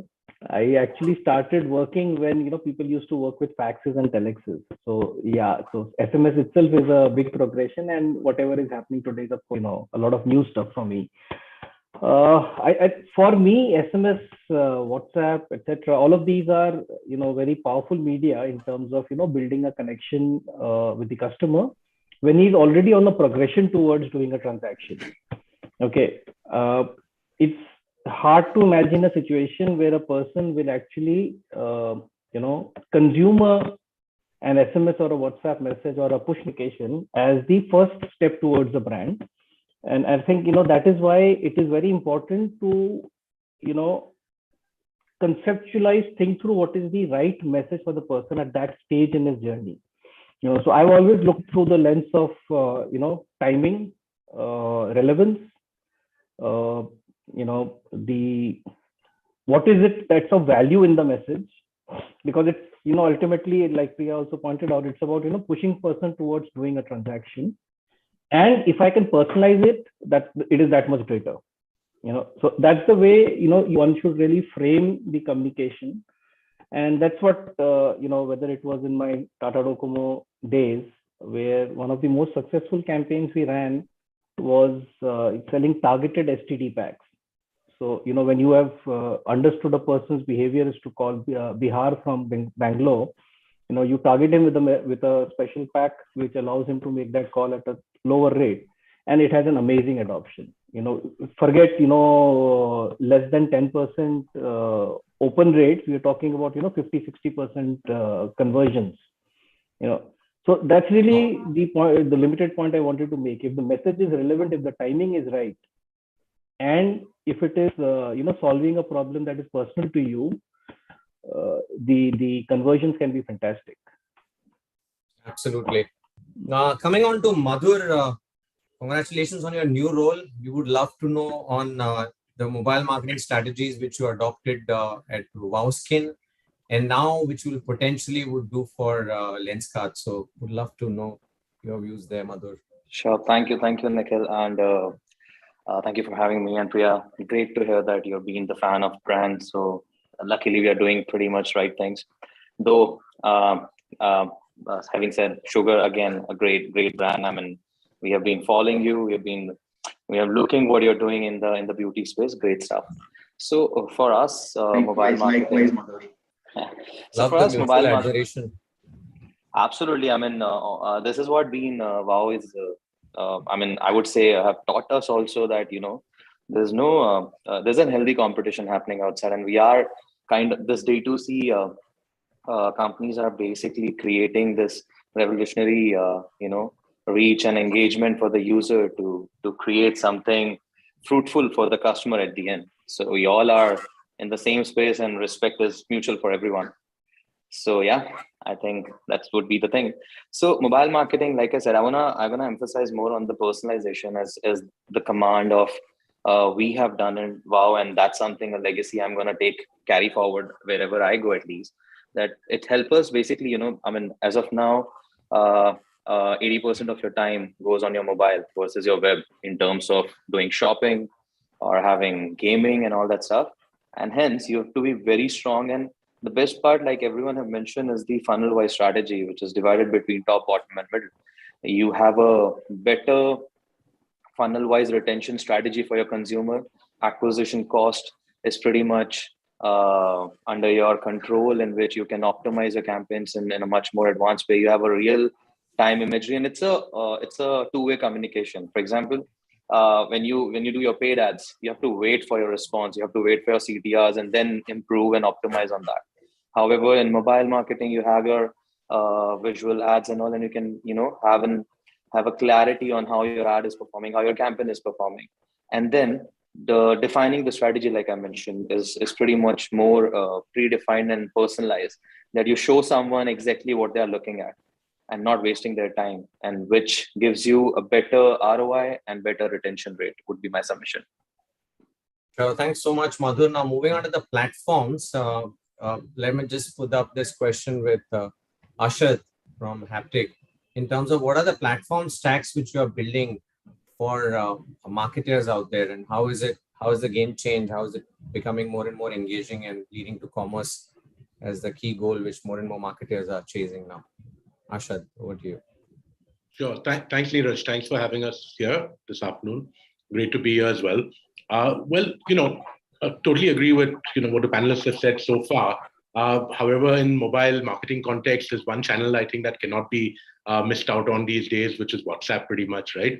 And the reasons are obviously very obvious. The WhatsApp has some crazy stats. We have 500 million active users of WhatsApp in India today.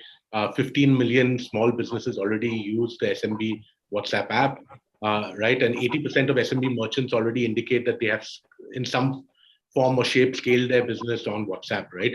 And then with, of course, COVID coming in over the last couple of years, that has brought an entirely different shift into the consumer behavior and how Indians are now online and talking to brands on a daily basis on WhatsApp, right? And while push notifications, emails, etc., are great, right? Brands, I think they need to evolve their strategy to reach their customers where they spend the time the most. And today in India, that's on WhatsApp, correct? So also going after the next 200 million customers, which everyone's talking about, that's pretty much like the holy grail. These users don't generally download apps. They don't have access to emails, perhaps, etc., but they are present already on WhatsApp. So, for these reasons, mobile marketing strategy without WhatsApp makes no sense, according to me. And, we've been leveraging WhatsApp to grow our business from the start, pretty much. All right, super. Coming on to Jayant, I think there's some fabulous piece of tech stack which you guys have worked on, and over the years we've partnered with you on a lot of our brands. So would love to know your views and what's changed over the years. Thank you, Neeraj, for having me and giving CleverTap an opportunity to be present on this show. Great fan of all of the brands here. We are seeing you on your founders on TV, Sugar. Very nice to see them in that show. Okay, so let me go back to the question. See, the foundation of our business model is on the evolution that is just spoken about here. Okay, so if I have to really look at our business model, it's based on retention. And the way we are seeing it evolve is that a decade ago, acquisition had become the lens through which the app businesses tried to grow. Okay, but today, if I have to look at marketers have learned to focus on what's important rather than what comes first. And probably, I think some of the speakers already called it out that retention is more important than acquisition today. And therefore, that's what we do in our business model. We help our customers retain their customers.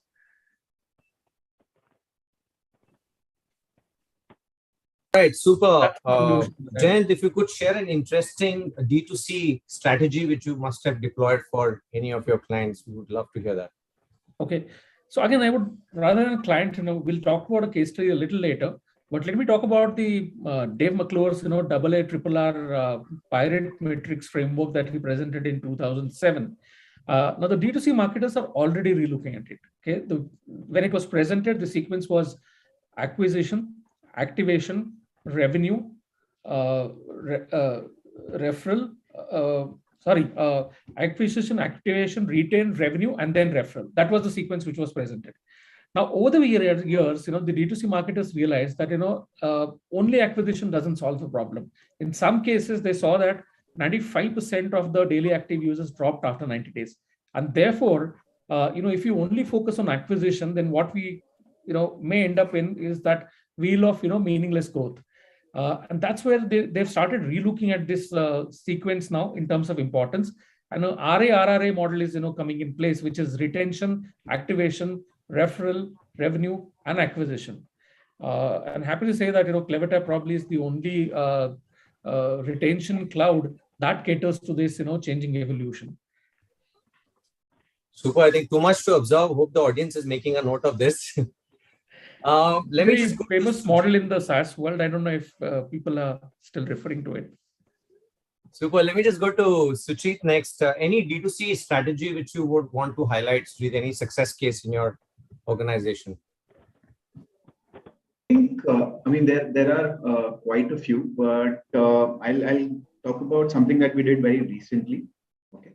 I think while it was an activity that there was a physical touch point overall, but I think the communication started on WhatsApp as a push notification and hence relevant because a lot of emotional connect already got built through messaging beyond the consumer could actually experience what we did physically. So basically, we've recently launched a product which is a powder lipstick, and we're the first brand in the country to launch that. For that, we thought that, and plus it's a special one. Did I hear it right? It's powder lipstick. Yeah. So basically, the bottle is powder, but when you take the applicator and bring it in contact with your skin or lips, you get a matte feel of application. Wow. And hence you can also use it as a blush and an eyeshadow as well. And the other reason why we were excited about it was the product packaging carries Mamta's face. Mamta is head of product for us. And we were celebrating her contribution to the company. So all lipsticks, not just samples, but all lipsticks that will ever go to the consumer will have Mamta's face on the packaging.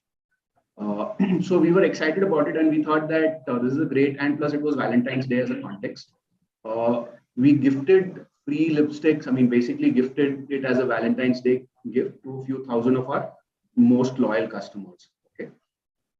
I think there was a personally signed card, etc., that went along with the gift, but where WhatsApp notification played a major role in eliciting a lot of responses, while the copy on the card could have been very limited, we sent out a long copy on WhatsApp talking about why we're doing this, etc.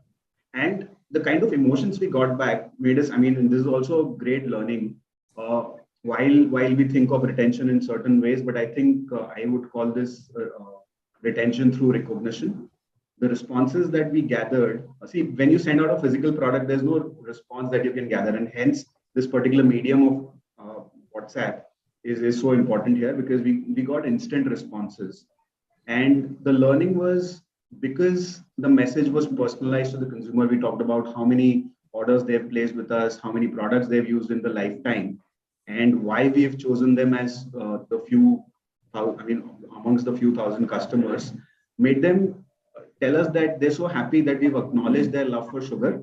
We've recognized them as a consumer, and we're talking to them directly. I mean, how often you do that with most loyal customers of yours?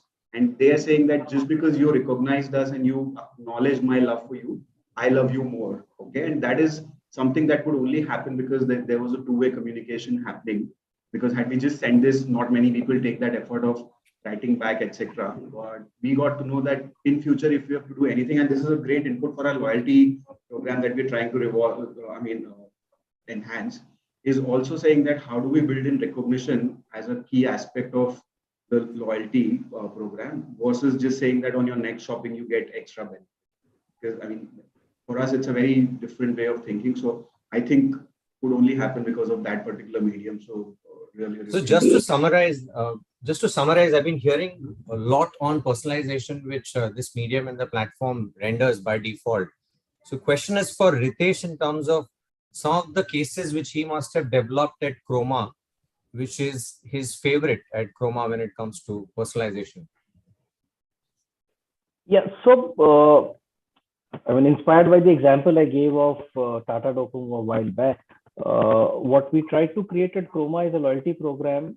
The challenge was, of course, as a retailer of a very low margin category, you don't have points to give away, because I would rather give a price today than lock away part of that value in points for tomorrow. What we did, exactly like Suchit was illustrating, is we created communication that was relevant. Okay, so Chroma has a very engaged base of loyalty customers. Over 12 million people who have shopped with Chroma are contactable via SMS and email, and the retentions and the repeats we enjoy among them are phenomenal. On a given day, almost 60% of the business that happens in a Chroma store is for repeat customers. And the way we achieved it is purely by looking at the lifetime journey of the customer with Chroma, and therefore creating a prediction model around when is right for buying which category of products. So a phone typically gets replaced between 12 to 18 months out, and therefore you start cooking that communication in the 11th month onwards. Television today starts getting replaced in 3 to 4 years, because there is a significant technological change happening. So you start making that base when it's around 3 years old, and AC gets replaced in 7 years, and so on and so forth. So predicting which product you are in market for and communicating around that, and creating a message which bakes value into the message, is how we did that. And it allowed us to create a loyalty program without actually creating setting aside points. Yeah. So one of my favorite ad personalization use case was our recent work on Mondelez, wherein we used synthetic video of Shah Rukh Khan and gave the power to the retailers, wherein they ended up creating their own Shah Rukh Khan ad, and then they ended up viraling it in their network of friends, right? So that's conversational AI, a classic example of conversational AI coming together with synthetic voice and video and creating that ultimate level of hyper personalization, as we call it. Jayant, you want to add to it? You have an interesting case on personalization as well. You're on mute, my friend. Okay, can you hear me now? Yeah. Okay. So the example that I wanted to share was one of our customers, Tata Click. Okay. So they kind of recently did some fantastic work. They actually grew their backed 159% boost in the revenue via the personalization and the multi-channel engagement that they used. So the context is that how luxury goods are defined. pre-COVID, the scenario was by brand name and by price tags, etc. People would define luxury goods, but now that's changing. It's now more on the elements of shopping, like, it's about craftsmanship, the authenticity, heritage, etc. Now, what they've been doing is that, how they're doing it, this in the personalization aspect, is that they're looking at customers as a cohort and not as one size fits all. The philosophy extends beyond the extensive product portfolio, and it's about holistic shopping experience.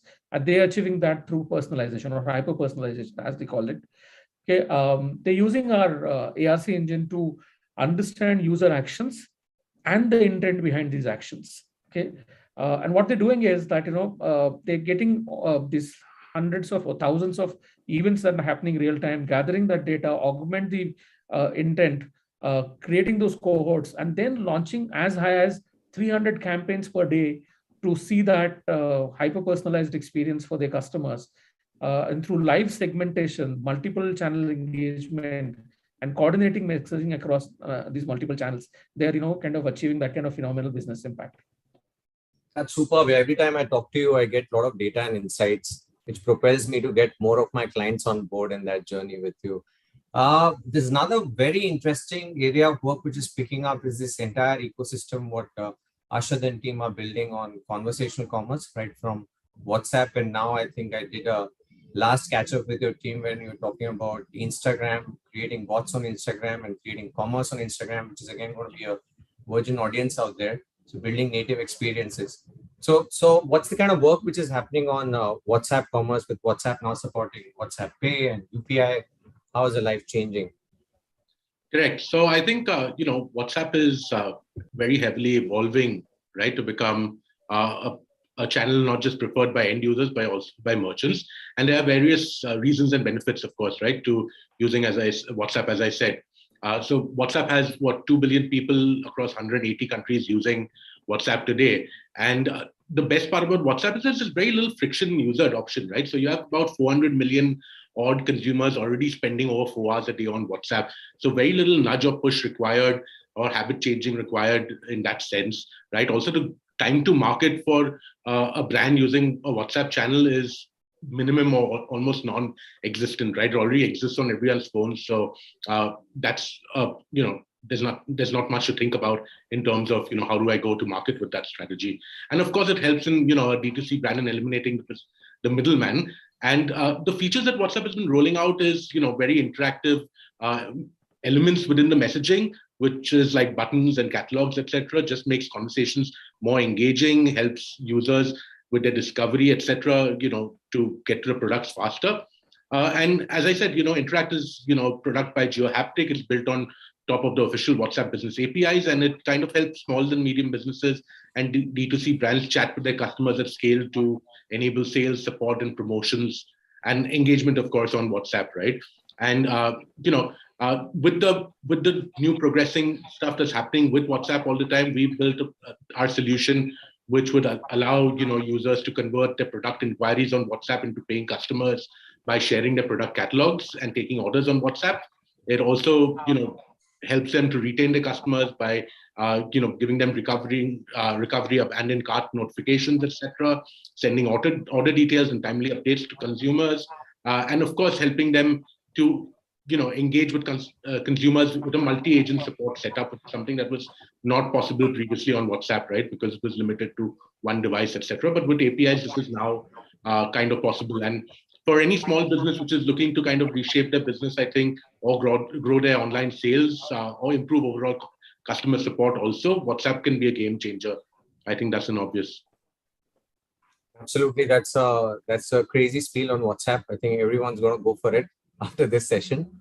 Coming to Madhur, you've been really evangelizing this entire space of conversational commerce and more so live commerce. What are your thoughts on the platform? How are you going to leverage it for the brand you've just moved into? See, conversational WhatsApp, I think everyone has talked about. So I think live commerce is something which is untouched, and it's I would say it's a future for the next round of having a good lead generation and good kind of better customer experience. I would say in beauty space, there's a lot happen on creating that urgency and solving the query at that point of time. And there's the live commerce comes into the picture, where you see what you're buying, you see the process of using it, you see you understand the prawns and the benefits of the product, and discard all your doubts at same point of time, which it basically end up giving you the real-time solution of your problem. And that's what I think me and live commerce is being really engaged with people, that you tell about the product, listen to the consumer at real time, solve query at that point of time, and make them understand why it's important and needful for you. And I think many of the channels are coming up with. Trell is one of the platforms which have come out, and your Share Chat and Moj and MX Attack, everyone is moving to that direction, where we have seen a good traction from a consumer. Influencers are heading towards that, and being promoters and ambassadors for the brand now. So it's a new age where you don't need a known face. Your customer can be your celebrity, is what I feel through live commerce, and that's going to be a really good strategy. Super. Coming to Priya, I've been a big fan of your campaign, Her Phone Pay, Her Phone Pay initiative. And I think something which is really driving, and something which I'm a big believer of, is this format called voice, right? Voice in India is clearly a 1 billion story. So even if you have a baseline feature phone, you can still connect with the audiences on voice. And there's where some of the voice functionalities or features which you are building up at PhonePe and engaging with retailers comes into picture. That'll be an interesting conversation point for today's session, that how voice is shaping up the entire conversational funnel with the audience sets out there. So Her PhonePe initiative, love to hear. Yeah, so yeah, I mean, I love the jingle too. It stays with you. So I think a couple of things. One, of course, it's the voice notifications which we've enabled are for what we call the PhonePe for Business app. So essentially, PhonePe has two apps. One is for consumers and one is for businesses. And the idea was during the pandemic, I think a lot of merchants did not want to interact with multiple devices. So essentially what happens is, the minute a transaction is done, the merchant essentially gets a voice notification indicating that the transaction is over.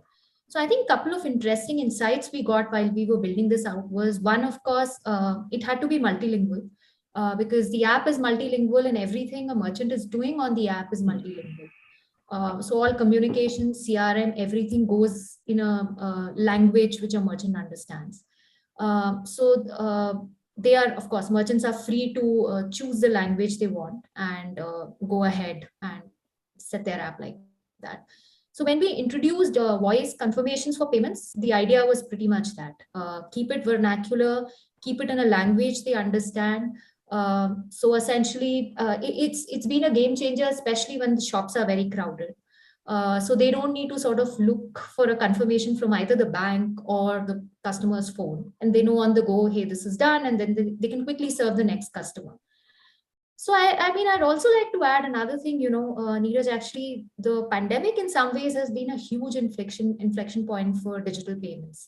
So one of the things we've also faced as marketers is, a lot of users we got over the last 2 years were absolutely new to anything digital. So it was older people, people in tier 4 and beyond. I mean, really, really new to any kind of digital experience.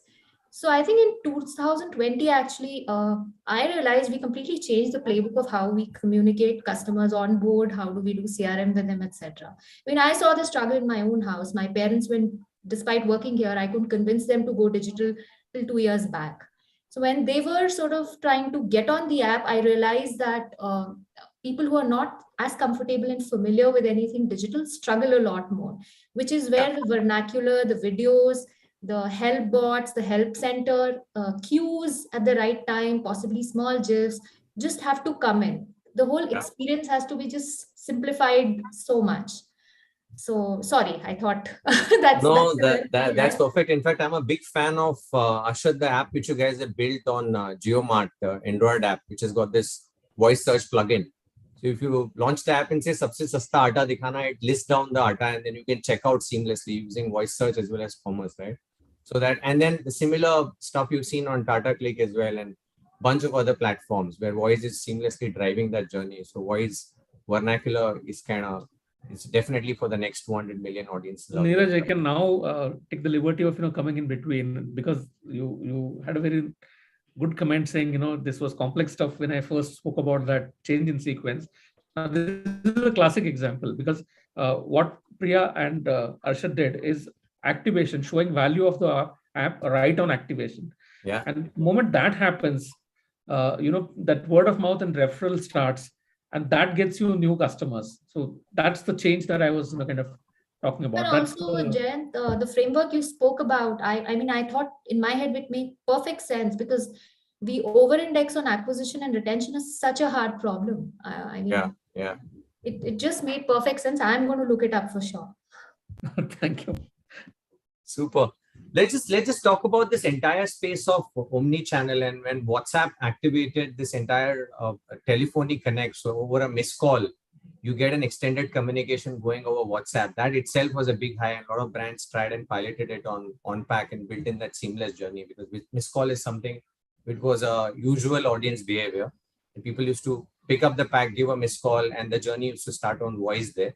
That is now being replicated with the seamless journey, which it gets extended onto WhatsApp. That's one example of how omnichannel services are running. And obviously layered in top of big data is making those conversations with the audiences all the more relevant. So question now is in fact, for all of you, your favorite omnichannel deployment in the market. You must have done it for your own brand, or you must have seen some deployment done by any XYZ platform player or brands in the market. Let's just start with Ashad. Yeah, I think the top one that comes to my mind is the GeoMart implementation on WhatsApp, right? Enabling the entire commerce journey, including voice search, etc.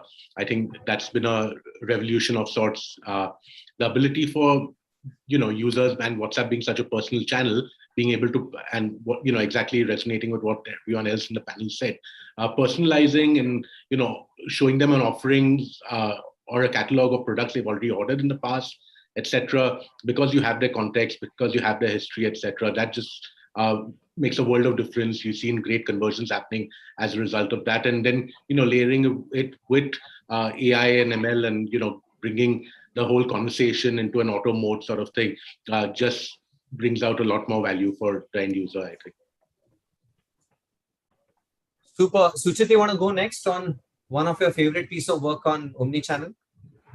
I think, what Ashad was saying is something that is extremely comprehensive. So I don't think I have an example that can better that, very honestly, because it pulls in historical context, builds new context, and has the whole shopping experience built in. I think that's the holy grail if a lot of brands can achieve that, honestly. Super. Madhur, you want to go next? Any cool example comes to your mind? Yeah, so I think I was reading about this, and that's why it's there on my top of my mind, that what Lenskart have done it during lockdown is since they have a issue of having stores not operational, and people have a doubt to kind of have their power sorted for their lenses. They align that you can have a visit from someone with all the precautions, and he will come or she will come with a set of top selling frames, and with a laptop obviously to show you, and you can select from as larger range we have in the system, and then it will be delivered to you to your doorstep. So things don't get step, and basically eyeglasses is something which is a very important stuff, and you can't survive without it if you have a working schedule. So I think that was a really good part and strategy which I felt you can have through it. You can just do a missed call and they will come visit to your house, or you can raise a request on the website. So it was pretty decent that at your home you have a tons of frames to select from, and do your eye testing at your doorstep, which was very feasible for them. In fact, they use a lot of these AR stack as well, right? To virtually try on the shades, how it looks on you, increasing your purchase intent right exactly. there. So. Yeah, I think they were one of the initial one to start with the thing. So there are two ways right now. On stores also it's been implemented, but on phones and apps and website, either you can upload a picture of yours and can have your 3D record, and then you can see and you can visually experience the glass, how it's gonna look on you, or maybe have a live 3D testing can be done. Sooner move into the metaverse and experience it. We are working on that. I'm not disclosing it, but yes, we are. Yes, we are into. We are That'll be on the next level with Madhur joining in. All right, let me just move to Jayant. Would love to hear your views. It's going to be. I would say practically almost every. Make it super technical. No, not technical, but I'm thinking, there are about 750 big customers, including some of on the panel right now. Reliance Jio is a big customer, some 17, kind of properties, So, all of these customers, the way they use it is, they fetch real customer data, from the customer master records to make it technical, real time.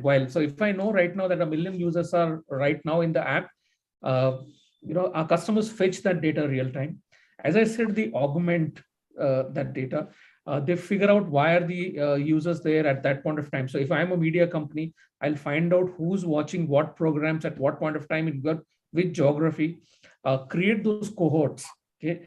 And then based on not just the geographic and demographic segmentation, but based on the intent, build cohorts and what actions are getting taken real time, what could be the intention behind those actions. And last but not the least, serve real-time recommendations. And hey, what could be the campaign that you want to roll out now through push notifications, and which user needs to be reached out through what channel. So Neeraj, for example, would respond more on SMS, whereas Arshad could be on WhatsApp. Okay. I said no for SMS. I know. Highest conversion. Okay, so that's the entire end-to-end, capability of running that in an automated fashion, real time, in moment, live. That's when you see the highest conversation, and that's why I think if I look at the lifetime value that our customers are getting year on year, that's increasing, and that's increasing because of this ability to. So almost everybody is kind of using it now. It's not a new thing now. Super.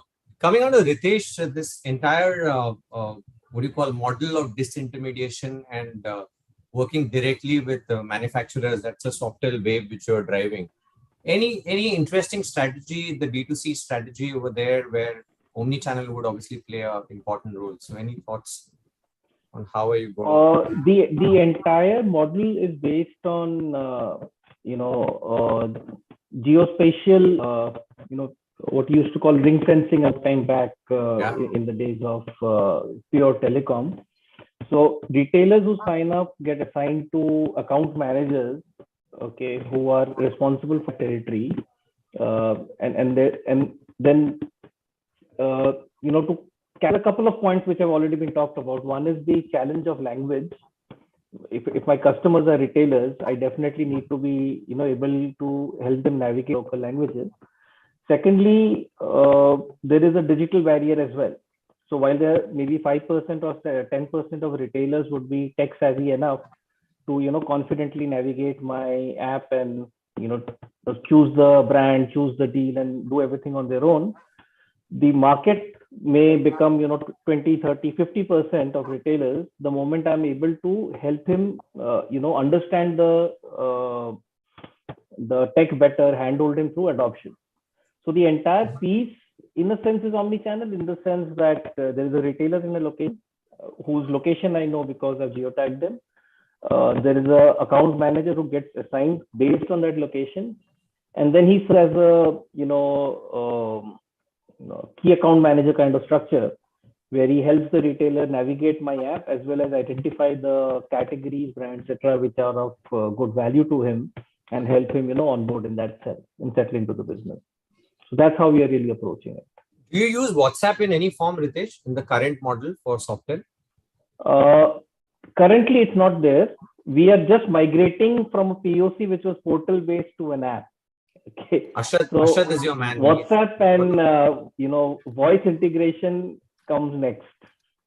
Super. But definitely, local language has to be the way to go in this part. Another thing, Ritesh, you've been a big proponent of privacy in this space, right? And you hate this space of marketers spamming the audiences with a lot of communication over SMS, which has made SMS like as an abusive medium out there. So would love to hear your point of view. I've heard it in a lot of panels, but I thought this is a good panel to bring it back. So it's one of my pet peeves, actually. I think it's a fantastic medium. Okay, and back in my Tata days, I think Tata Tele was one of the biggest vendors of B2B SMSs. Okay, but the irresponsible use of that medium, it's a push medium. Okay, it's like television, you can put any damn thing on and you have to watch it. But if the marketer is irresponsible and keeps spamming you, if you see today what has happened, anybody, even if a friend sends me and I don't get to see it because I don't look at SMSs anymore. Everything in the SMS inbox is spam. Therefore, that is part of the reason why WhatsApp is so big. Okay, but if even on WhatsApp today, you started receiving messages you never signed up for. Okay, there are 8 examples of brands doing fantastic stuff on WhatsApp. My personal favorite is a brand called Huft. I don't know if you guys are familiar with it. They do dog stuff. Okay, so it's always personalized and it is actually polite and extremely relevant. I love their kind of messaging. But at the same time, there are people trying to sell me property, which is in Bombay when I'm in Delhi. Okay, so all kinds of silly stuff going on, and going back to what I said in the beginning, the message, what we need to own, the medium is out there for everybody. As long as we focus on getting the timing right, not at midnight, for instance. I frame the message which is relevant to the audience. I put, bake in some value for the guy which is not available in the general market, and if possible, I personalize it.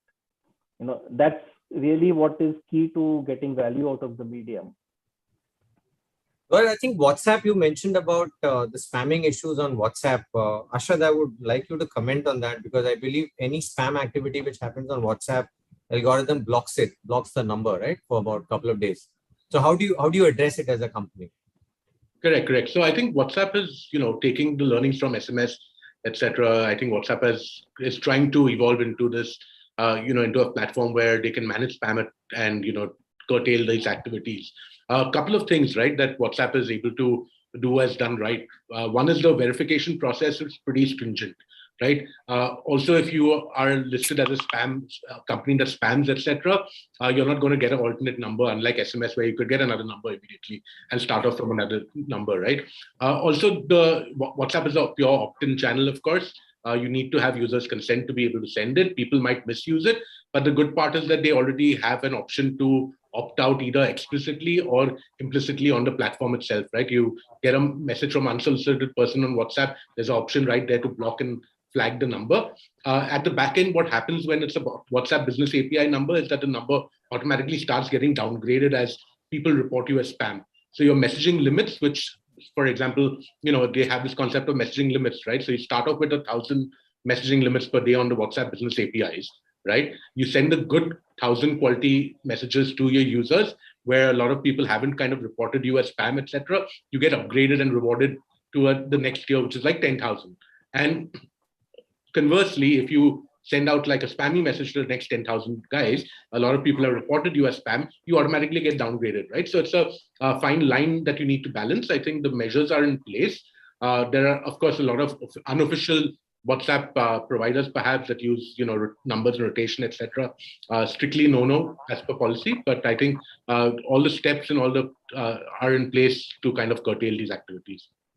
So how are you building up for this entire conversational partner programs? Would you have any learnings there? Sure. So, when you say conversational partner programs, I'm assuming you're talking about the WhatsApp business partner program, right? Yeah. So as a partner, we get access to the APIs, right? And then we build out these features on top of the APIs to kind of add value-driven features for the end users, right? So including features like the ability, as I said, for multiple support agents to chat with their customers, which is not possible before, allowing companies to send out, messages in bulk, right? But not necessarily spam. On the WhatsApp channel, right? With a single click of a button, that's another use case. Sending relevant, timely notifications by integrating platforms like Shopify, for example, right?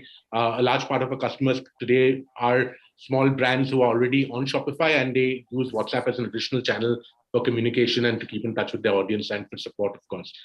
So I think that's how the ecosystem is going to be evolve over the space. And that's how we as partners are kind of building out these pieces of framework, piece by piece, exactly. All right, just coming back to Priya, what's been your new user acquisition strategy at PhonePe? And how are you guys building up on various cohorts and ensuring that the audiences are being retained? Something which even Jayant broadly touched upon. So, yeah, I mean, I'd say the last 2 years, in general, one with data penetration being what it is, and pandemic sort of necessitating us and making us, we're now an essential app, so to say. So we've actually seen users sort of gravitate. Of course, we do run large multi-channel campaigns across TV, newspapers, the whole hog. I'd say and other utilize other marketing forums to sort channels to sort of get users, acquire new users. That's always been an ongoing process. I think what for me has been the interesting part, of course, which I just briefly touched upon earlier, was the mix of users.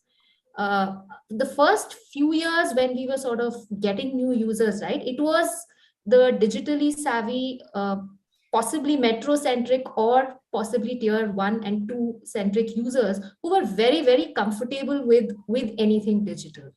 So getting them on and sort of getting them started on their journeys was much, much easier. So I think with the new set of users we are seeing, right, the problems are different and they're more interesting that way, because in some ways it also got us to go down to the drawing board, because when we realized that users were falling off at very basic steps, which we sort of took for granted. And customer calling, so we actually did the good old customer calling and figured out that what was making the drop off, and it made us realize that these users are just not as digitally savvy, not as comfortable, and for them possibly things have to be more visual, and help has to be more readily available, accessible, multilingual, etc. So I think that has been a unlearning for us and relearning in some ways. So that's the last 2 years that way have been extremely interesting, because getting users was the easy part, but making sure we retain them and get them to stay on was a challenge we had to sort of, figure out again as marketers. Super. Suchit, you want to add to it on new user acquisition strategy at Sugar? I think what Priya said makes a lot of sense, and something that we also relate to and are doing. Just to add on and build on what she said, what we're trying to do is do multiple combinations of what channel and what AOV trigger you need to bring the new user in. Okay, because on different channels, the kind of audience that's present is very different. And we want to have a much more broad-based media mix than just Google, Facebook as being the primary new user drivers, because of obvious reasons. But what happens is, what Priya was also alluding to, is the quality of audience on each of these channels might not be similar. Okay, the purchasing power also might be different. So through experiments, through learning, and through some data analysis, we figured out the right trigger point, saying that a new user for this particular platform will convert at, let's say, 700. This will convert better at 900, etc. We create those cohorts, we create promotions according to those cohorts, and then we monitor retention percentages. So saying, let's say if there are 5 such different cohorts, how are the repeats happening differently for them? And if repeat percentages of a low AOV and hence a lesser quality audience is similar in percentage at least, then we continue to spend. But if the retention percentages are nowhere comparable, obviously they'll not be as great as the best channel, but there has to be some proximity. And if that's not there, then we drop that particular channel, although it might give us new users at a very, very low CAC, etc. But we know that the value of that user is not that high. So we use it only when we know that, yeah, I'm not looking at repeats from this particular new user. And if other cohorts are driving enough repeats, my PNL will look overall okay. And then only I select those channels. So I think that's been a big breakthrough. We know what to leverage and what not to use in a particular month, depending on what's my PNL priority for that month, or quarter rather, because monthly PNL is a misnomer. Madhur is smiling, I can see that. Interesting. Interesting. Yeah, that's the big learning for us. Yeah, that brings me back to Madhur, who is the biggest fan of your brand and the journey, the digital transformation journey. Madhur, what's your view on what Sujit said? See, I think almost everything, yeah, what they have covered, Priya and sorry, is it fine now? Yeah. No, I'm saying you're echoing whatever they said. Yeah, so obviously because they have mostly common and these are the basic funnel. I think what I will be able to add is that the business we are into, which is beauty, we should be focusing more on benefits and acquiring consumer that kind of churn out the irrelevant audience from the first place, because we are not giving you any sort of opportunity and showing you some features which can be relevant. We are showing you the benefits on the problem. So it's basically also cover up the highly targeted marketing on every funnel, either we run on awareness basis or retention basis. It's very highly targeted. We do not want to waste a single penny of the company in terms of showing you something which you have never kind of either searched or thought of. So that's one element. And yes, we do create a study. We have got learning by with the time spent on our consumer funnel journey, and we understand that what could be the usage of a hair care product versus a skincare product, and then we eventually market them in that way itself. Those funnels are being created and getting into that automation slowly and gradually, helping us to reduce our marketing cost to retain them and giving us high results. And like we also have seen that different channels. So I would also add that we do partner with a lot of relevant brands who are in the same space, and we do our maths in a very strong or sharp way that what could be a consumer of wow or any brand I'm going to follow. So I'm talking personally, that if I'm doing something for someone, I would be happy to partner with someone who's in the same space and the target audience matches. That's helped me to acquire user from that base, because I feel the interest gonna be same. And one more channel which we really talk about and be very value is affiliate channels. So when you kind of go to them and give them you're as good as your brief. So if you give them your brief in a very segmented way, you get a good churn of acquisition. And then retention is your brand persona which you have developed. So retaining them is to keep giving them innovations, keep inspiring them, and build that personality of brand is what I feel. You're saying affiliates are someone you lean back on. You can give them tough KPIs and they can come back strong. There's no word called tough. From the day one, I'm very much pretty particular about my numbers. I'm not giving or burning money for the sake of creating multiple IDs and sending me the similar traffic. So we are very sharp, and thanks to all the tech people who have given us tools to kind of map this and evaluate that whether the traffic is genuine or being repetitive. So those clarity have given us the strength to go back, since they have a good hold, because they have a funnel to bring the consumer for every single category. Hence, the traffic is pretty much with a good intent, I would say. They came there to buy something, and they are getting a good offers, which basically create the intent more into having an aspiration to buy the product. All we have to do is to show the right message at right time. Right, Jan, coming back to you, what is the kind of tech stack which is building up now and for the future when it comes to new user acquisition and retention at CleverTap? What is that we can expect in times to come, and what's there now? I don't know if I can reveal the entire product roadmap, but what I can say is that referral has always been on our product roadmap. So I won't be in a position to announce the date, but that's something that we're definitely thinking that that completes that entire chain, because that's the new way of acquiring the users. So that's, I think, one. Second, what you would see probably in near future is in-app calling and messages to take care of your privacy issues that you just mentioned. So that's something that can kind of come in soon. Those are the two things that I can call out right now. All right, super. I think we are in the last 5 minutes of our panel segment. I would just take final thoughts from all of you gentlemen on the call. Like, we are all moving towards this ID-free world, as they call it, and more and more brands are now gunning to create one PDO first party database through leaning back majorly on pack promotions, QR codes, or offline channels, building a lot of first party database to counter that, though there's no clarity in terms of how it's all going to shape up. Cookie sunset is pretty much around the corner. Device ID, IDFA, they would all follow eventually, right?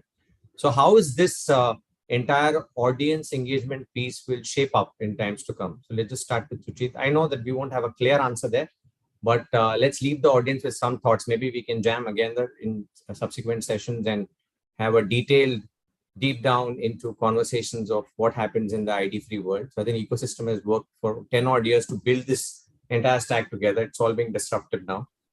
And the new state of art is going to emerge. So we would love to hear marketers' point of view, even platforms' point of view, and how you guys are preparing for it. Any initial thoughts would be great. Suchit. I'm going to sound extremely cliched, and this is something that we That's fine. Sharing, but I think the only way to figure out a way out of this is being stronger on first party data and keep enriching that. I think that's for us, that's the only way, because to understand how technology will change, how publishers will change, and how ad platforms will have to change as a result of that, is something that very difficult to predict, because you hear a few things you don't understand. I mean, honestly, we don't even understand half of those changes and the repercussions of that.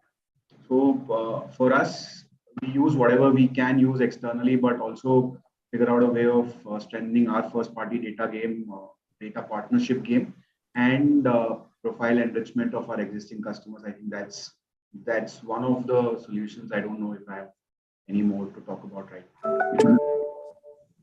All right, super. Let's just go next to Madhur, your friend, so the parity is maintained. I just request you to repeat the question for me. You were just breaking up and I didn't lost the flow. No, I just said that the world is preparing for an ID-less world. So it's the game of the entire dynamics of re-engagement and remarketing would change over a period of time. So any initial thoughts? I know that you guys won't have a clear answer to it, but any initial thoughts? Maybe we would leave our audience with that thought and come back next on India Television's next episode, wherein we talk more about this.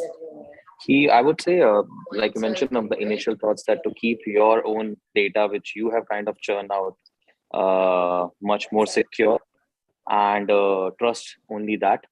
Understand the consumer journey and flow of your own range, of your own category. Keep learning about the category you're being into, and focus on that. That would be, I think, the first round of thought initially. Yeah. All right, let's just go to a platform player for a strikingly different perspective. Let's just talk to Ashad.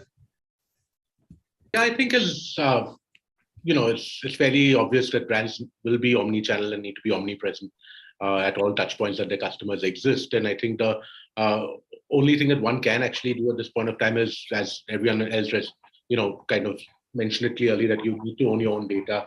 And one more thing from my side would be, explicit user consent is something that we'll start needing to take from the end users if we want to kind of actively and proactively reach out to them. All right, Priya, you want to go next? I think, yeah, sure. It's right now evolving, and I understand. I mean, for us, it means even more, because since we're a payment app, for data is paramount for us. I think one thing I want to make a pitch for is, as marketers, for us, what it means will also mean is that we need to think and move beyond the spray and pray approach we still have. I think respecting user preferences is actually a win-win. And I've had so many conversations over the 10 odd years I've been doing this with businesses on why relevance matters. So I think now, at least as folks who do demand generation and marketing, this is something which will become a conversation piece.